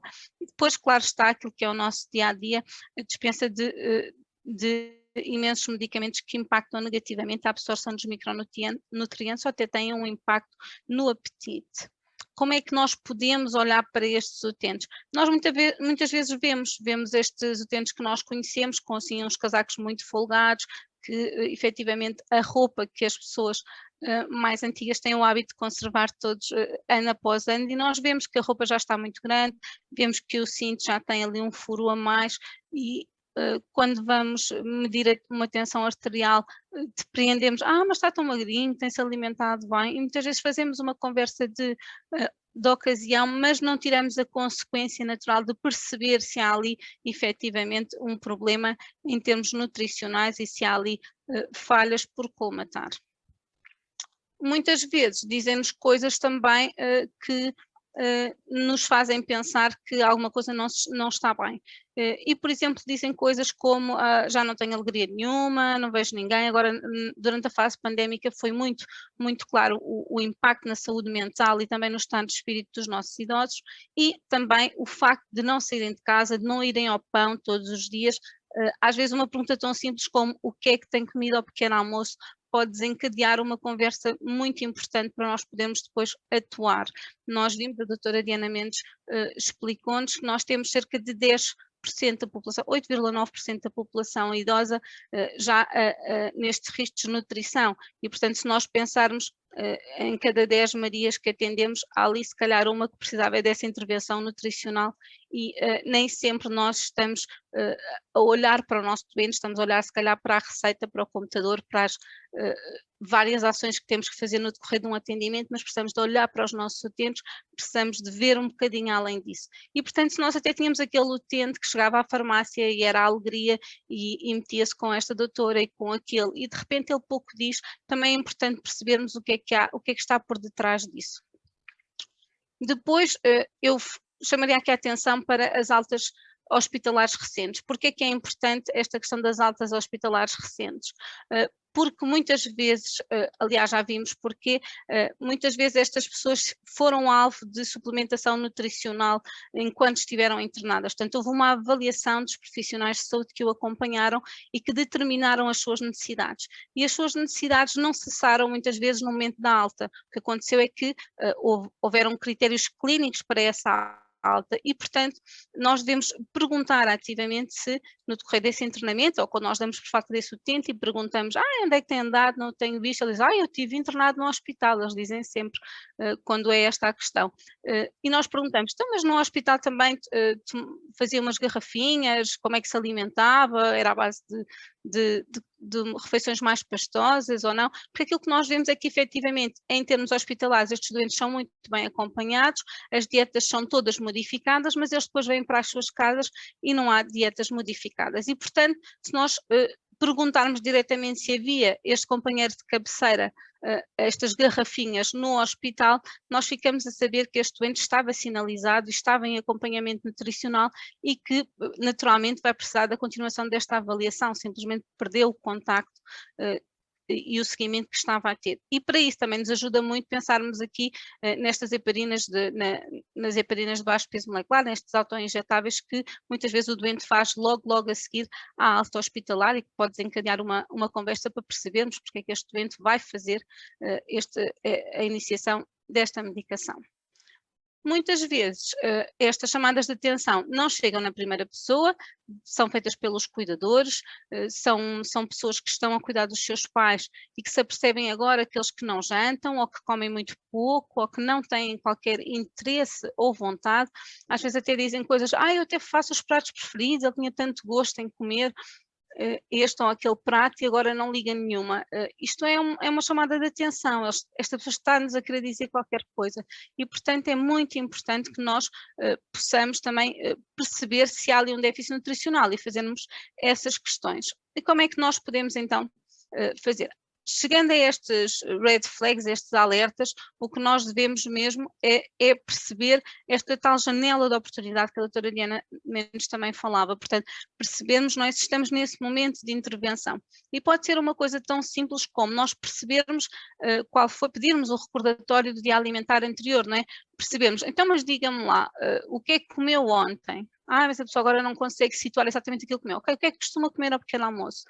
Come a meio da manhã ou vai do pequeno almoço para o almoço? E no almoço, come um prato cheio, come de tudo um pouco? Ok. E lancha? Sim, não lancha. E janta? Não janta. À noite é só um chazinho e 2 bolachas. Basta esta observação tão simples, e o jantar é aqui a refeição por norma crítica, basta esta observação tão simples para nós percebermos que podemos estar aqui perante grandes carências.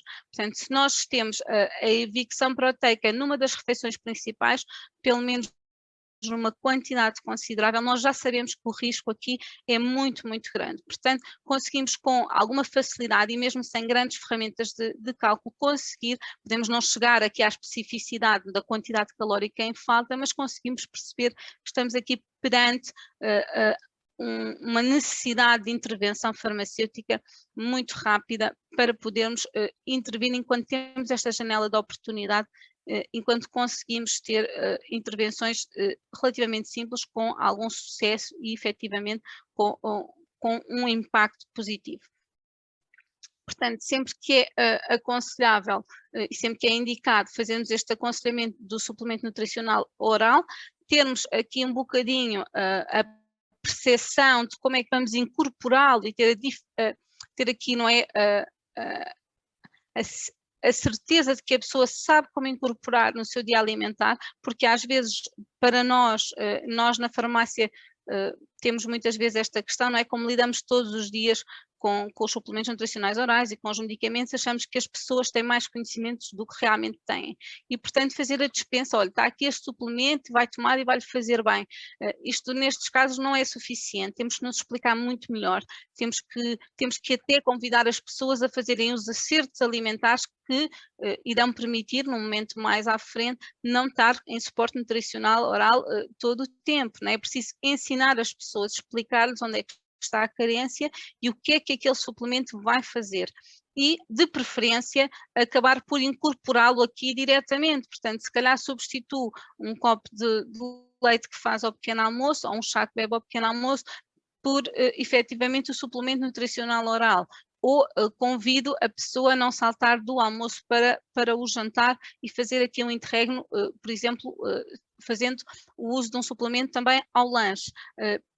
Se a pessoa só janta sopa, tentamos que a pessoa vá incorporar aqui, se calhar, alguma proteína na sopa para ir compondo aqui um bocadinho aquilo que será o seu diário alimentar.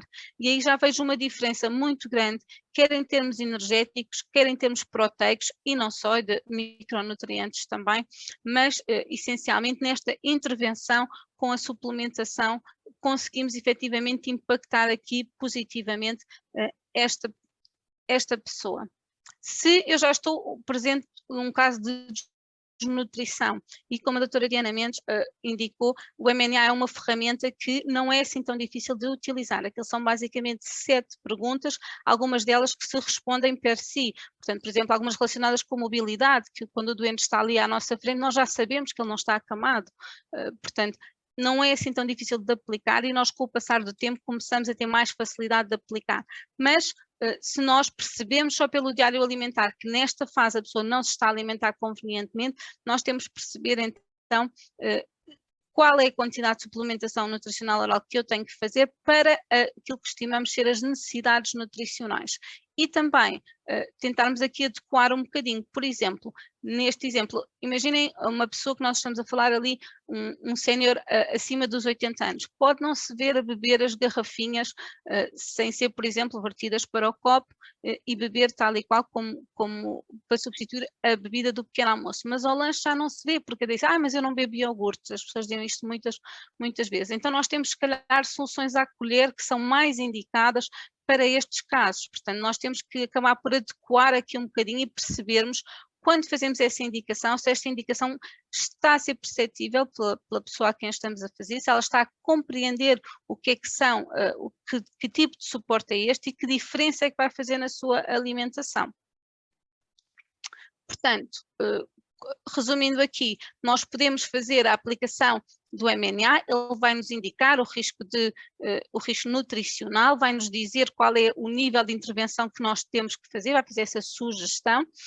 Podemos também, podemos e devemos nós fazer o reforço junto do utente de qual é o impacto que tem, não só no seu dia-a-dia, mas como na sua saúde, ter um estado nutricional adequado e, portanto, temos que estar ali e convidar os próprios utentes a estarem atentos às suas variações do apetite, a compreenderem o impacto que tem saltar refeições e, portanto, não as devem omitir de forma a que nós consigamos garantir ali uma ingesta diária confortável. Esta orientação que partilho aqui vem reforçar esta importância, uma orientação da DGS, a importância do estado nutricional, no caso até na preparação para o combate à pandemia, mas para nós compreendermos quando estamos perante infecções de qualquer tipo, as necessidades metabólicas são acrescidas e os estados nutricionais mais debilitados respondem muito pior e com muito mais reservas depois em termos de evolução das doenças propriamente ditas. Em termos aqui de produtos-chave, eu sei que a Nestlé Science oferece uma panóplia de soluções. Isto tem as suas vantagens, mas pode ser desafiante numa fase inicial em que estamos a trabalhar a categoria. E portanto, aquilo que eu costumo efetivamente comunicar é que, na dúvida, e para a maior parte dos casos, o suplemento Resource Protein é um suplemento que responde à grande maior parte dos casos. De que forma é que ele responde? Em termos de sabores, é o que tem maior variedade. Ele efetivamente já tem um aporte proteico-energético muito interessante. Muitas vezes, para o utente, pode ser até economicamente inviável, é um facto, e há muito tempo que se vem a falar na comparticipação deste tipo de suplementos e nós esperamos sempre que esse desenvolvimento, com toda a evidência que tem sido gerada nos últimos anos, esteja por momentos à semelhança daquilo que acontece em Espanha, mas neste momento não está, e quando nós temos a necessidade de reforçar pelo menos com proteína, quando não há capacidade económica se calhar de fazer este tipo de reforço, é mais fácil encontrar o valor calórico noutros alimentos do dia-a-dia da pessoa e nós podemos então fazer esse aporte com, por exemplo, o modular Resource Instant Protein, que eu diria que são assim uns bifes em pó para pôr na sopa à noite, que fazem toda a diferença. Quando nós queremos fazer aqui um aporte já mais forte, quando temos um estado de desnutrição mais marcado, ou um risco que nós identificamos como mais marcado, ou temos aqui necessidades metabólicas aumentadas, temos aqui o Resource HPHC, que realmente acaba por ser aqui uma oferta já mais rica. Temos também as opções dos pudins, os cremas, que têm agora novos sabores, até temos uma variedade de sabores, baunilha, chocolate, caramelo e pêssego. Temos também aqui os Resource Energy, que já são uma solução com menos proteína. Eu vejo muitos colegas preocupados com a questão da gestão proteica, até a nível renal, e eu compreendo, e nós devemos ter presentes. Mas nós estamos aqui a falar normalmente de pessoas que não têm a quantidade proteica normal, portanto, aquilo que nós estamos a fazer é suplementar, porque o utente em si não tem a quantidade de proteína diária necessária. Portanto, o Resource Energy aqui nós posicionamos muito efetivamente quando nós estamos a falar de preparações para a colonoscopia, mas não tanto aqui no idoso no seu dia a dia. Temos um modular energético também. Temos aqui também soluções no campo da diabetes, que aquilo que nos trazem é efetivamente fibra, goma guar parcialmente hidrolisada, de forma a não termos picos tão evidentes quando fazemos a suplementação. De uma forma geral, que utente é este? Numa destas duas dicotomias que a doutora Diana falava, portanto, ou tem alterações maiores do apetite ou mostra que tem perda de peso. Portanto, há aqui uma diferença ponderal que a pessoa percepciona ou diretamente na balança ou até na roupa. E, portanto, aí devemos questionar se esta pessoa deixou de comer tudo um pouco e de que forma é que também poderá ter as suas necessidades metabólicas aumentadas. Em termos de desnutrição, ora, aqui eu diria que o desafio é muito, muito grande, portanto, isto é aquele utente que nós vemos e que até muitas vezes nos confidencia que recebeu o diagnóstico, às vezes até diz assim muito baixinho, como se fosse quase uma confissão, diria mesmo, ou até um familiar que nos diz, ou o meu marido foi diagnosticado, ou a minha mãe foi diagnosticada, e nós sabemos o peso que este diagnóstico tem para as pessoas, não é? Ainda ao dia de hoje é muito pesado este tipo de diagnóstico, tem vários impactos na pessoa e efetivamente o impacto nutricional não é de descurar.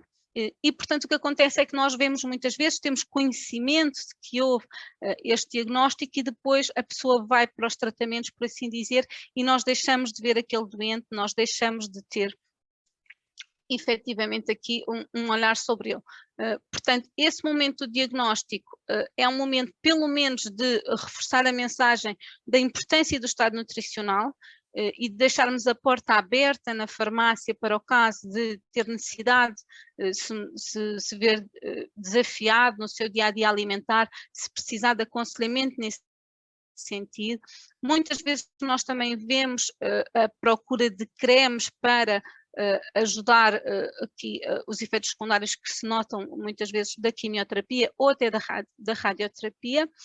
Temos muitas vezes também aqui alguma visibilidade sobre a analgesia já mais específica e que nós sabemos que a origem da dor também é do foro oncológico.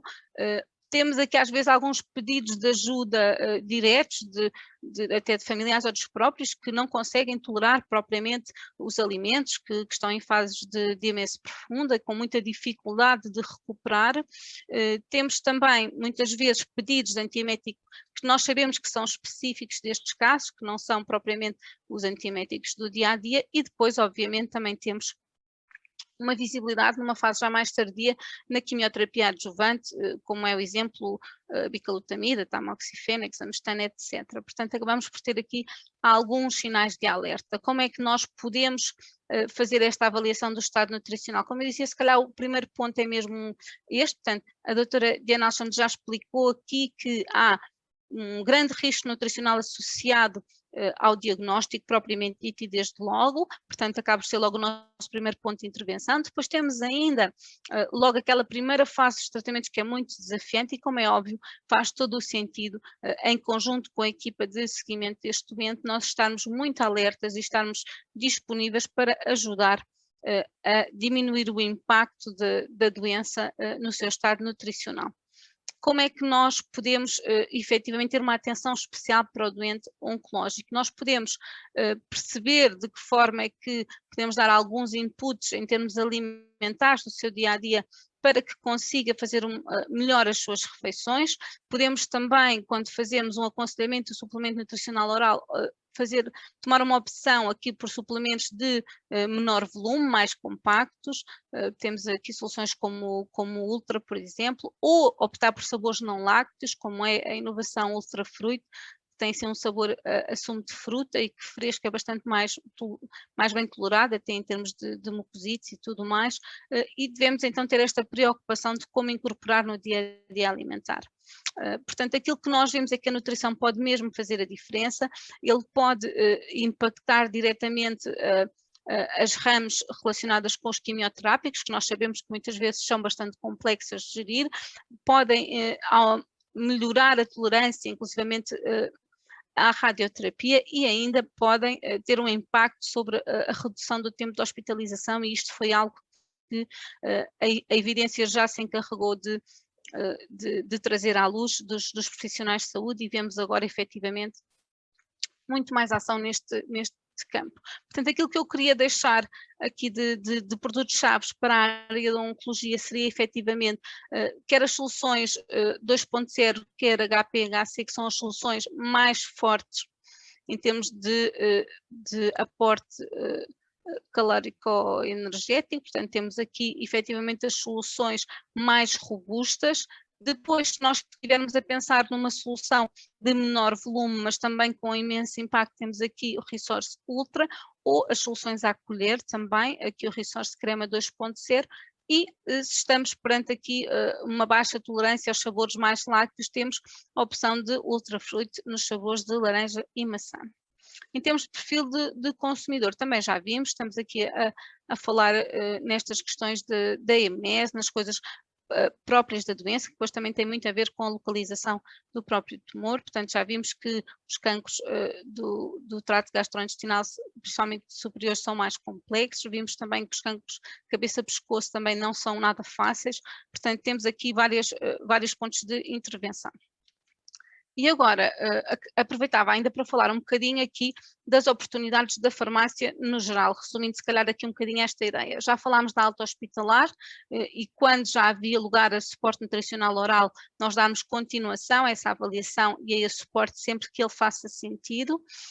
Quando nós estamos a falar de pessoas que têm feridas, vêm buscar material de penso específico, de desbridamento da ferida, ou quando já estamos perante ulceração, ou sabemos que esta pessoa está a fazer pensos no centro de saúde, por exemplo, porque nos diz, ou que já vai na quinta caixa de antibiótico, que não é assim tão pouco comum para tratar uma mesma ferida, faz todo o sentido nós avaliarmos o estado nutricional desta pessoa e vermos se precisa desse suporte.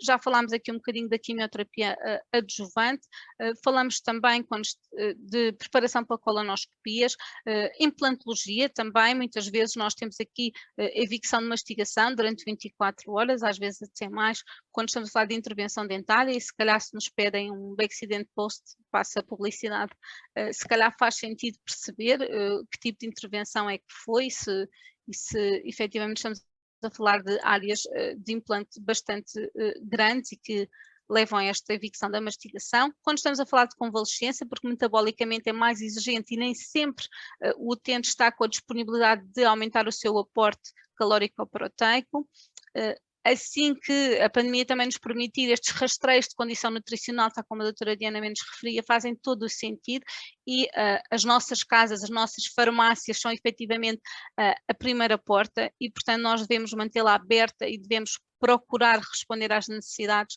da nossa população. E deixava ainda aqui uns reminders quando nos pedem ajudas técnicas, essencialmente para questões da mobilidade, ou quando nos reportam logo que alguém está acamado, que necessita de fraldas, de resguardos, de seringas de alimentação. Nós vemos que já há aqui efetivamente algum campo para explorar e para percebermos se não temos aí alguma intervenção a fazer. Então gostava de partilhar aqui um bocadinho a Picture of Success, mas aproveitava para fazer aqui uma questão para vos perguntar e para prosperarmos aqui na categoria de nutrição clínica, o que é que os colegas acham que efetivamente é importante?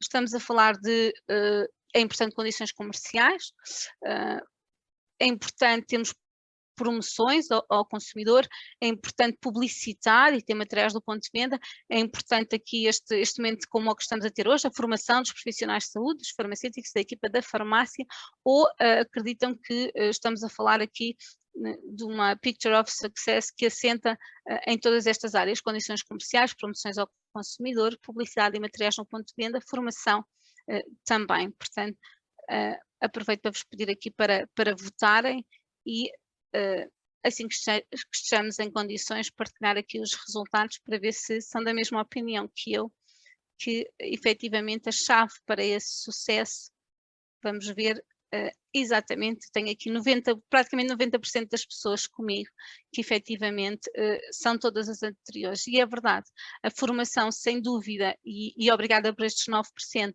são o pilar, porque nós na farmácia não conseguimos fazer um aconselhamento competente daquilo que não conhecemos, e o curso acaba por ser um pouco débil em termos de formação nesta área, que é tão importante, que é uma área de intervenção farmacêutica, e portanto faz-me todo o sentido que nós tenhamos estas formações ao longo do tempo e que nos vamos atualizando daquilo que são as guidelines e daquilo que é a nossa intervenção.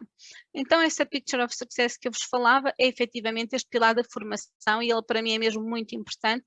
Obviamente que também faz sentido pensarmos em tudo o resto, faz-nos sentido criar algum awareness no ponto de venda, na farmácia, faz-nos sentido também podermos ajudar as pessoas que já fazem esta suplementação, porque evidentemente ela é cara, ela é dispendiosa, mas sai muito mais caro mais tarde não termos tido esta intervenção.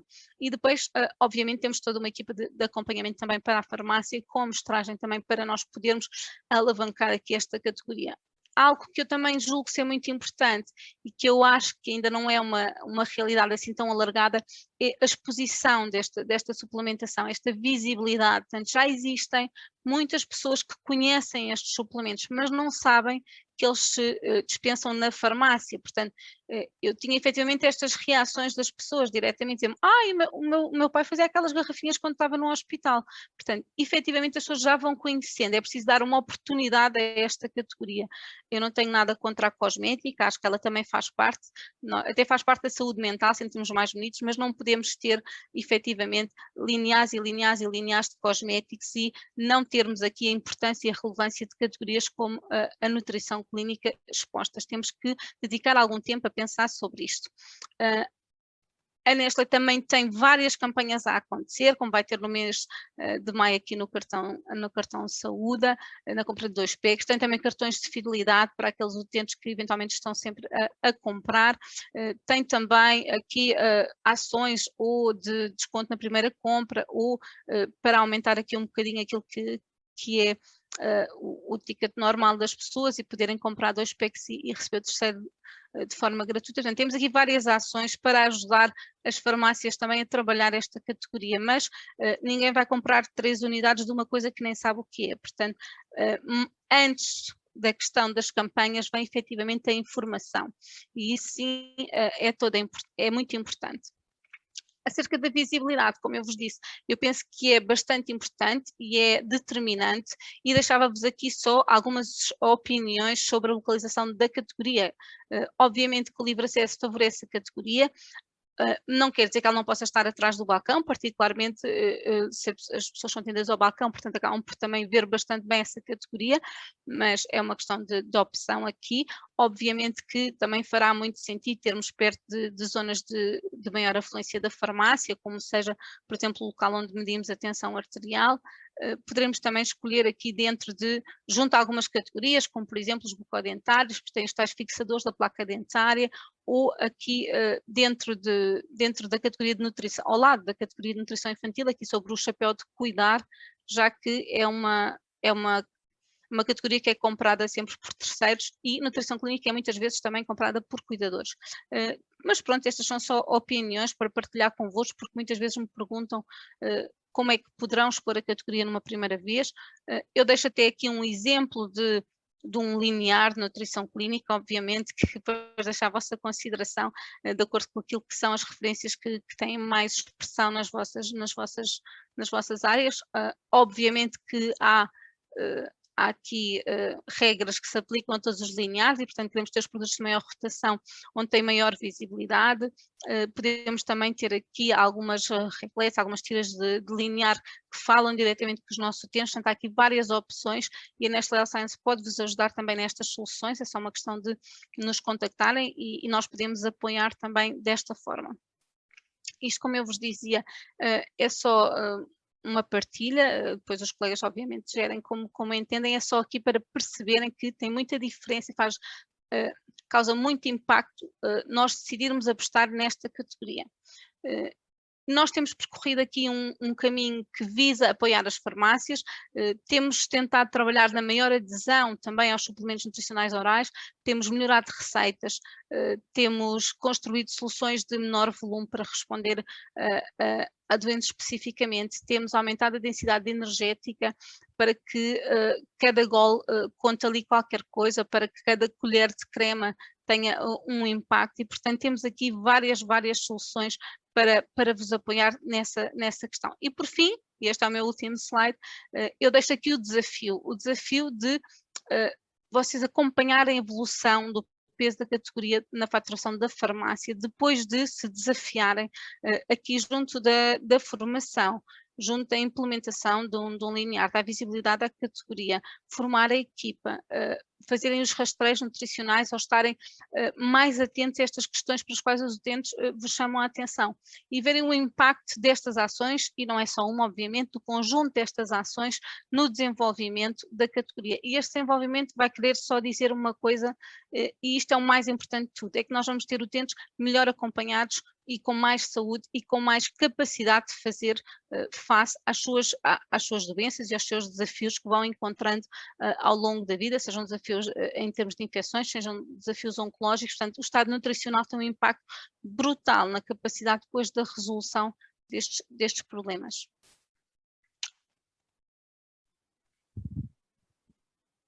Muito obrigada, doutora Ana Sarmento, pela sua apresentação. Eu iria então passar rapidamente à parte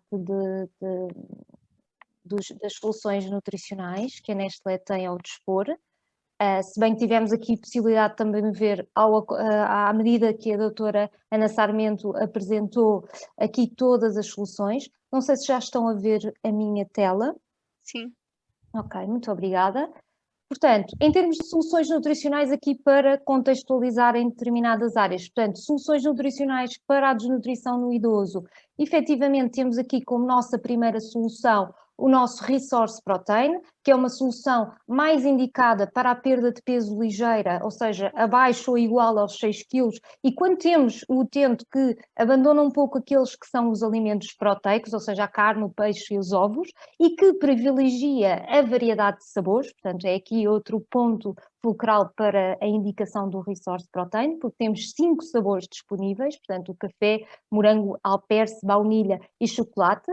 Portanto, estas soluções são apresentadas em garrafinhas de 200 ml e, portanto, podem ser tomadas ao longo do dia ou até indicadas numa determinada entre refeições.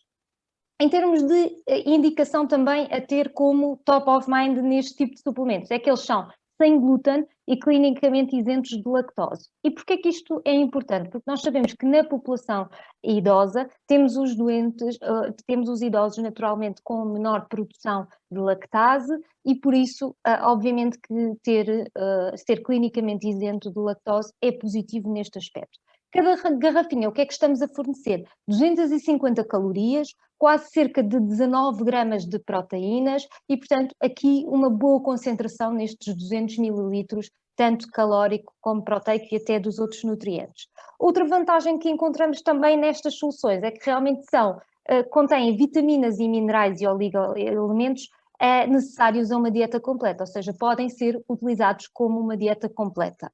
Em termos de recomendações, quais são as nossas indicações? Como suplemento, 1 a 3 garrafas por dia, de acordo com a perda de peso, a falta de apetite do doente, os alimentos que ele abandona, ou se for uma dieta completa, de acordo com o aconselhamento médico e do profissional de saúde. E que, em termos de preparação, ou seja, normalmente é uma preparação já é pronta a tomar, ou seja, agitar antes de abrir, tomar preferencialmente frio, porque sabemos que este tipo de utentes acabam por preferir estes sabores mais frescos, têm uma melhor adesão e, portanto, pode ser algo que podemos recomendar para este tipo de utentes. Depois, uma outra solução, mas aqui quando a pessoa está realmente a perder peso, mais de 6 kg, mas que necessita de uma alternativa cremosa, ou seja, uma consistência alterada e adaptada, aqui o que temos como solução é o Resource Crema 2.0, que não é mais do que uma dieta hipercalórica e hiperproteica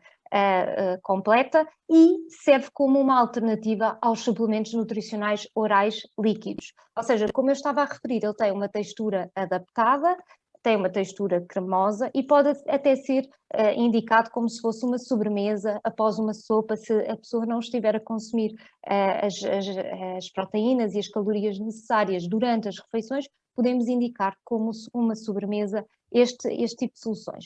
Tínhamos até à data, até à semana passada, tínhamos 2 sabores disponíveis e agora, esta semana, já temos disponíveis 4 sabores, 2 novos sabores, um sabor a caramelo e um sabor a pêssego, que vão dar aqui uma alternativa a todas as opções de dietas cremosas. Também, mais uma vez, nestas soluções estamos a falar de soluções sem glúten, clinicamente isentas de lactose e, mais uma vez, nestes copinhos, o que é que encontramos? Cerca de 250 calorias, cerca de 13 gramas de proteína e, portanto, um aporte muito interessante aqui num baixo volume, que é de 125 gramas. Normalmente este tipo de soluções também está apto a situações de dificuldade ao engolir, disfagia, e por isso, além do doente poder estar desnutrido e utilizar como sobremesa, temos também a indicação para doentes que têm disfagia. Também encontramos neste tipo de soluções uma dieta completa, igualmente. E aqui fazermos uma comparação rápida que dentro destas soluções que temos atualmente, 4 sabores, nós somos aqueles que dentro das soluções existentes no mercado contemos menor quantidade de açúcares por porção. E obviamente isto é algo bastante positivo porque estamos a nutrir e estamos a dar os nutrientes sem ser à custa de açúcares simples e, portanto, estamos a nutri-los com nutrientes de qualidade, nomeadamente a proteína, os hidratos de carbono complexos e, portanto, também a fornecer-lhes energia ao longo do dia. Tem aqui novamente a indicação da árvore de decisão, mas que acabámos por ver anteriormente, aqui toda a nossa organização, quando temos uma perda ligeira, um abandono dos alimentos mais ricos em proteína, obviamente que vamos ter soluções mais enriquecidas neste nutriente, como o Resource Protein. Se só quisermos reforçar as proteínas, ou seja, o macronutriente proteína, temos o Instant Protein, que é um módulo de proteína, ou seja, temos só a proteína isolada. Se estamos a falar de perdas de peso acentuadas, obviamente temos que avançar para soluções com maior aporte proteico e calórico, como o Resource HP-HC, ou então o crema 2.0, porque acaba por ser uma consistência adaptada e num baixo volume e, portanto, também a aportar mais calorias e proteínas. Quando falamos em situações de doentes renais, temos aqui o nosso Resource Energy, porque dentro da nossa gama é o que contém menor conteúdo em proteínas e, portanto, mais seguro para utilizar neste tipo de situações. Quando a pessoa enjoa os sabores, não gosta dos sabores e que precisamos de reforçar, neste caso em hidratos de carbono, temos o Resource Dextrine Maltose e, por fim, uma solução mais adaptada ao doente diabético, porque tem uma adição da fibra que vai ajudar a um melhor controle da glicémia, que é o nosso Resource Diabetes. E quando entramos nas soluções para a oncologia, temos aqui a nossa nova solução lançada no início do ano, o Resource Ultra Fruit, que não é mais do que uma dieta hipercalórica, mas para aqueles doentes que estão a enjoar os sabores lácteos, que não toleram de todo as outras soluções, porque naturalmente o doente oncológico por vezes está consecutivamente a fazer este tipo de dietas durante muito tempo e, portanto, tem aqui uma alternativa mais fresca, com sabores frutados e que pode ajudar efetivamente nessas situações. Também está indicado em doentes que têm uma indicação de dieta hipolipídica, porque de facto a particularidade desta garrafinha é que tem 0 gramas de lípidos, ou seja, estamos a fortalecer a alimentação à custa de outros macronutrientes que não os lípidos. Aqui em cada garrafinha encontramos cerca de 300 calorias, 14 gramas de proteína e 61 gramas de hidratos de carbono. São aqui os nossos nutrientes principais. E também estamos a falar de uma dieta sem glúten, clinicamente isenta de lactose e, de facto, também nos dar aqui a tranquilidade para os nossos doentes oncológicos que também estão com algumas alterações gastrointestinais devido às terapias. Portanto, também temos esta tranquilidade. E dar-vos aqui mais outra nota em relação ao nosso Resource Ultra Fruit, é que ele, dentro das soluções equivalentes no mercado, é o que tem maior conteúdo em proteínas e, sobretudo, estas proteínas são 100% de proteínas de soro de leite e que, de facto, nós sabemos que estas proteínas estão mais envolvidas e têm maior conteúdo de leucina e estão mais envolvidas no aumento da massa muscular nestes doentes. Ou seja, comparando com o que está presente no mercado, temos 14 gramas versus 8 gramas e, de facto, aqui um aporte possível à custa de um suplemento que tem um sabor não lácteo, ou seja, frutado. Depois, quando falamos na perda de peso acentuada, mas para os doentes que estão a preferir um volume mais baixo, não toleram volumes como os 200 ml, temos a nossa solução de 125 ml, o nosso Resource Ultra, que não é mais do que uma dieta hipercalórica e hiperproteica, mas estamos a falar num volume mais concentrado. Nestas garrafinhas de 125 ml, o que é que encontramos? 281 quilocalorias, cerca de 18 gramas de proteína. Também temos aqui a questão de 1,9 gramas de leucina, que já vimos anteriormente que é o nutriente que é o aminoácido mais envolvido aqui na síntese proteica muscular e, portanto, bastante interessante para as pessoas que estão com sarcopénia, portanto, a perder massa muscular. Em termos de usagem recomendadas, estamos a falar de 2 a 3 garrafas, porque sabemos que no mínimo devemos aportar 2 gramas de leucina para termos os efeitos aqui a nível de aumento de massa muscular e, além disso, o facto de ser sem glúten, clinicamente isento de lactose e ainda tem um baixo índice glicémico esta solução. Dar-vos aqui a indicação que realmente em relação às diferentes soluções existentes no mercado, a nossa solução é que tem maior quantidade de aminoácidos de cadeia ramificada e por esse motivo daí indicarmos que tem uma melhor qualidade proteica e, portanto, estar mais envolvido aqui na síntese da proteína muscular e da massa magra, além do facto de sabemos que, dado o facto de ter maior quantidade de soroproteínas, também sabemos que estas soroproteínas estão associadas a uma maior digestibilidade destes suplementos. E, mais uma vez, a leucina estando envolvida aqui na questão do efeito major positivo no anabolismo proteico. Por fim, então, terem aqui a noção da árvore de decisão para a área da malnutrição em oncologia. Sabemos que em oncologia podemos ter diferentes situações e diferentes soluções. Queremos apresentar-vos aqui aquelas que vão mais ao encontro das principais necessidades neste tipo de doentes, ou seja, sabemos que estes doentes têm umas maiores necessidades calóricas e proteicas e, portanto, daí a colocarmos aqui o Resource 2.0, que é a nossa garrafinha mais energética do portfólio, tem 400 calorias. Depois, se preferirem um volume mais pequeno, temos o formato de 125 ml, ou então não esquecermos que o crema pode ser uma opção, porque não deixa de ser um pote ou um boião com 125 gramas, e depois também para quem está a enjoar os sabores lácteos ou não tolera, temos o nosso Resource Ultra Fruit. E dar-vos aqui a conhecer uma última solução que, sem dúvida, é o nosso 3 em 1 dentro do portfólio. Sabemos que existem situações e doentes, é muito natural termos doentes diabéticos por vezes estão desnutridos e até por vezes podem ter situações de disfagia. E, portanto, nós temos uma solução que consegue agregar todas estas áreas, ou seja, uma consistência modificada e uma viscosidade adaptada, um suplemento nutricional rico em proteínas, calorias e até os outros micronutrientes e que vão atuar aqui na disfagia e desnutrição, mas também sabemos que nestes doentes diabéticos temos que adaptar às necessidades específicas dos mesmos. E então o nosso Resource Diabetes Dance é a nossa solução que tem este efeito 3 em 1, em que atua na disfagia, nos doentes com disfagia e com perda de peso involuntária e que também têm diabetes ou alterações da glicémia. Qual é a diferença em relação às outras soluções que nós apresentámos anteriormente?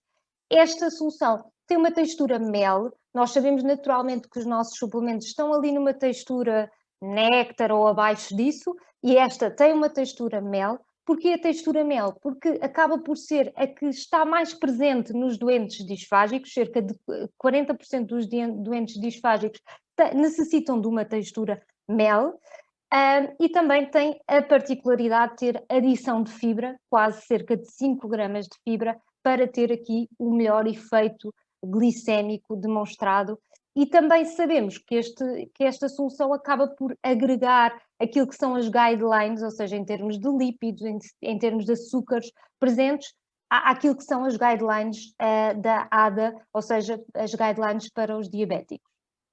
Que particularidade temos também com este suplemento? É que ele também é sem glúten, clinicamente isento de lactose, não tem açúcares adicionados e tem esta tal fibra adicionada. E tem aqui um modo específico de preparação ou de toma, diferente daquilo que vimos anteriormente, que era só agitar e tomar fresco. Aqui nós recomendamos normalmente agitar a garrafa, fechada e virada de tampa para baixo, verter para um copo com boca larga ou um copo de disfagia e depois a toma através desse copo de disfagia, pode ser em pequenos golos, ou então através da toma com uma colher. E porquê isto? Porque sabemos que no doente idoso não queremos garantir que não há uma hiperextensão aqui do pescoço, de forma a que ele não tenha qualquer tipo de risco de engasgamento e por isso normalmente recomendamos desta forma. E, mais uma vez, dar-vos a noção de que realmente esta é a fórmula única do mercado, 3 em 1, portanto, que é o Resource Diabetes Dance, específico para diabéticos e que efetivamente permite corresponder aqui às necessidades de um doente que seja disfágico, desnutrido e diabético. E dar-vos aqui a última visão daquilo que são as recomendações dos suplementos nutricionais orais. Nós queremos que os suplementos, como o nome indica, complementem a alimentação, que sejam tomados idealmente fora das refeições principais, de forma a não intervir com as refeições. Queremos que o doente idealmente faça as suas refeições e complemente. Depois, podemos fazer de várias formas, seja tomas de pequenos golos ao longo do dia, seja entre refeições para não interferir com a refeição principal e no caso do suplemento cremoso deverá ser consumido à colher. Podemos alternar entre os diferentes sabores e texturas disponíveis dentro do portfólio. Obviamente que sabemos que temos texturas mais cremosas como crema, temos texturas mais mel como aqui o Resource Diabetes Dance ou o Dance, temos texturas mais finas como o caso de todos os suplementos nutricionais que vimos atrás, o Resource Protein, o HPHC, e que permitem aumentar aqui o aporte energético e também permitir a variação de sabores. Idealmente o consumo fresco ou frio, porque sabemos que realmente existe uma melhor adesão por parte dos doentes quando utilizamos o suplemento frio e também para aumentar a adesão temos aqui a possibilidade de adicionar outro tipo de ingredientes que podem dar aqui alguma palatabilidade e diferenciação de texturas para estes suplementos. Podemos adicionar chocolate em pó e, por exemplo, se imaginarmos um suplemento de baunilha, ao adicionar o chocolate ou o cacau em pó, conseguimos preparar um sabor novo, um sabor a chocolate. Se utilizarmos sucedâneo de café, conseguimos preparar um novo sabor, dar mais variedade, um sabor a café. Se adicionarmos canela, conseguimos dar aqui novos sabores e alternativos e mais spicy. Também se utilizarmos frutos oleaginosos picados, conseguimos de facto ter aqui diferentes consistências no suplemento para realmente aumentar a adesão. Ou então utilizar as bolachas, os cereais para pequeno almoço, até podemos tratar quase como se fosse aquele leite para o pequeno almoço com os cereais de pequeno almoço, eu posso perfeitamente verter a garrafa e tomar os cereais desta forma, e é uma outra alternativa para tomar este tipo de suplementos. E, portanto, termino a minha apresentação. Peço imensa desculpa o horário, estava aqui a verificar que o horário, já estávamos aqui, são 22h54. Sei que nos deixaram aqui várias questões no Q&A, e o que eu iria fazer é que nós temos a possibilidade de responder a todas estas questões, dado o horário, através de e-mail, através de um PowerPoint preparado aqui com as diferentes respostas a estas questões. Uma vez que já são 22h55, acho que é sensato terminarmos a sessão, porque já tivemos aqui todos muito concentrados durante cerca de quase 2 horas, e de facto foi mesmo uma sessão bastante rica, e agradecer de facto a todos os palestrantes e as vossas questões, porque tivemos aqui, só para fazer o balanço, 28 questões no final. E, portanto, é de facto muito importante dar resposta a estas questões, mas preferíamos que fosse feita por e-mail, de forma a garantirmos que toda a gente tem resposta às suas questões. Muito obrigada. Obrigada. Boa noite, obrigada. Boa noite.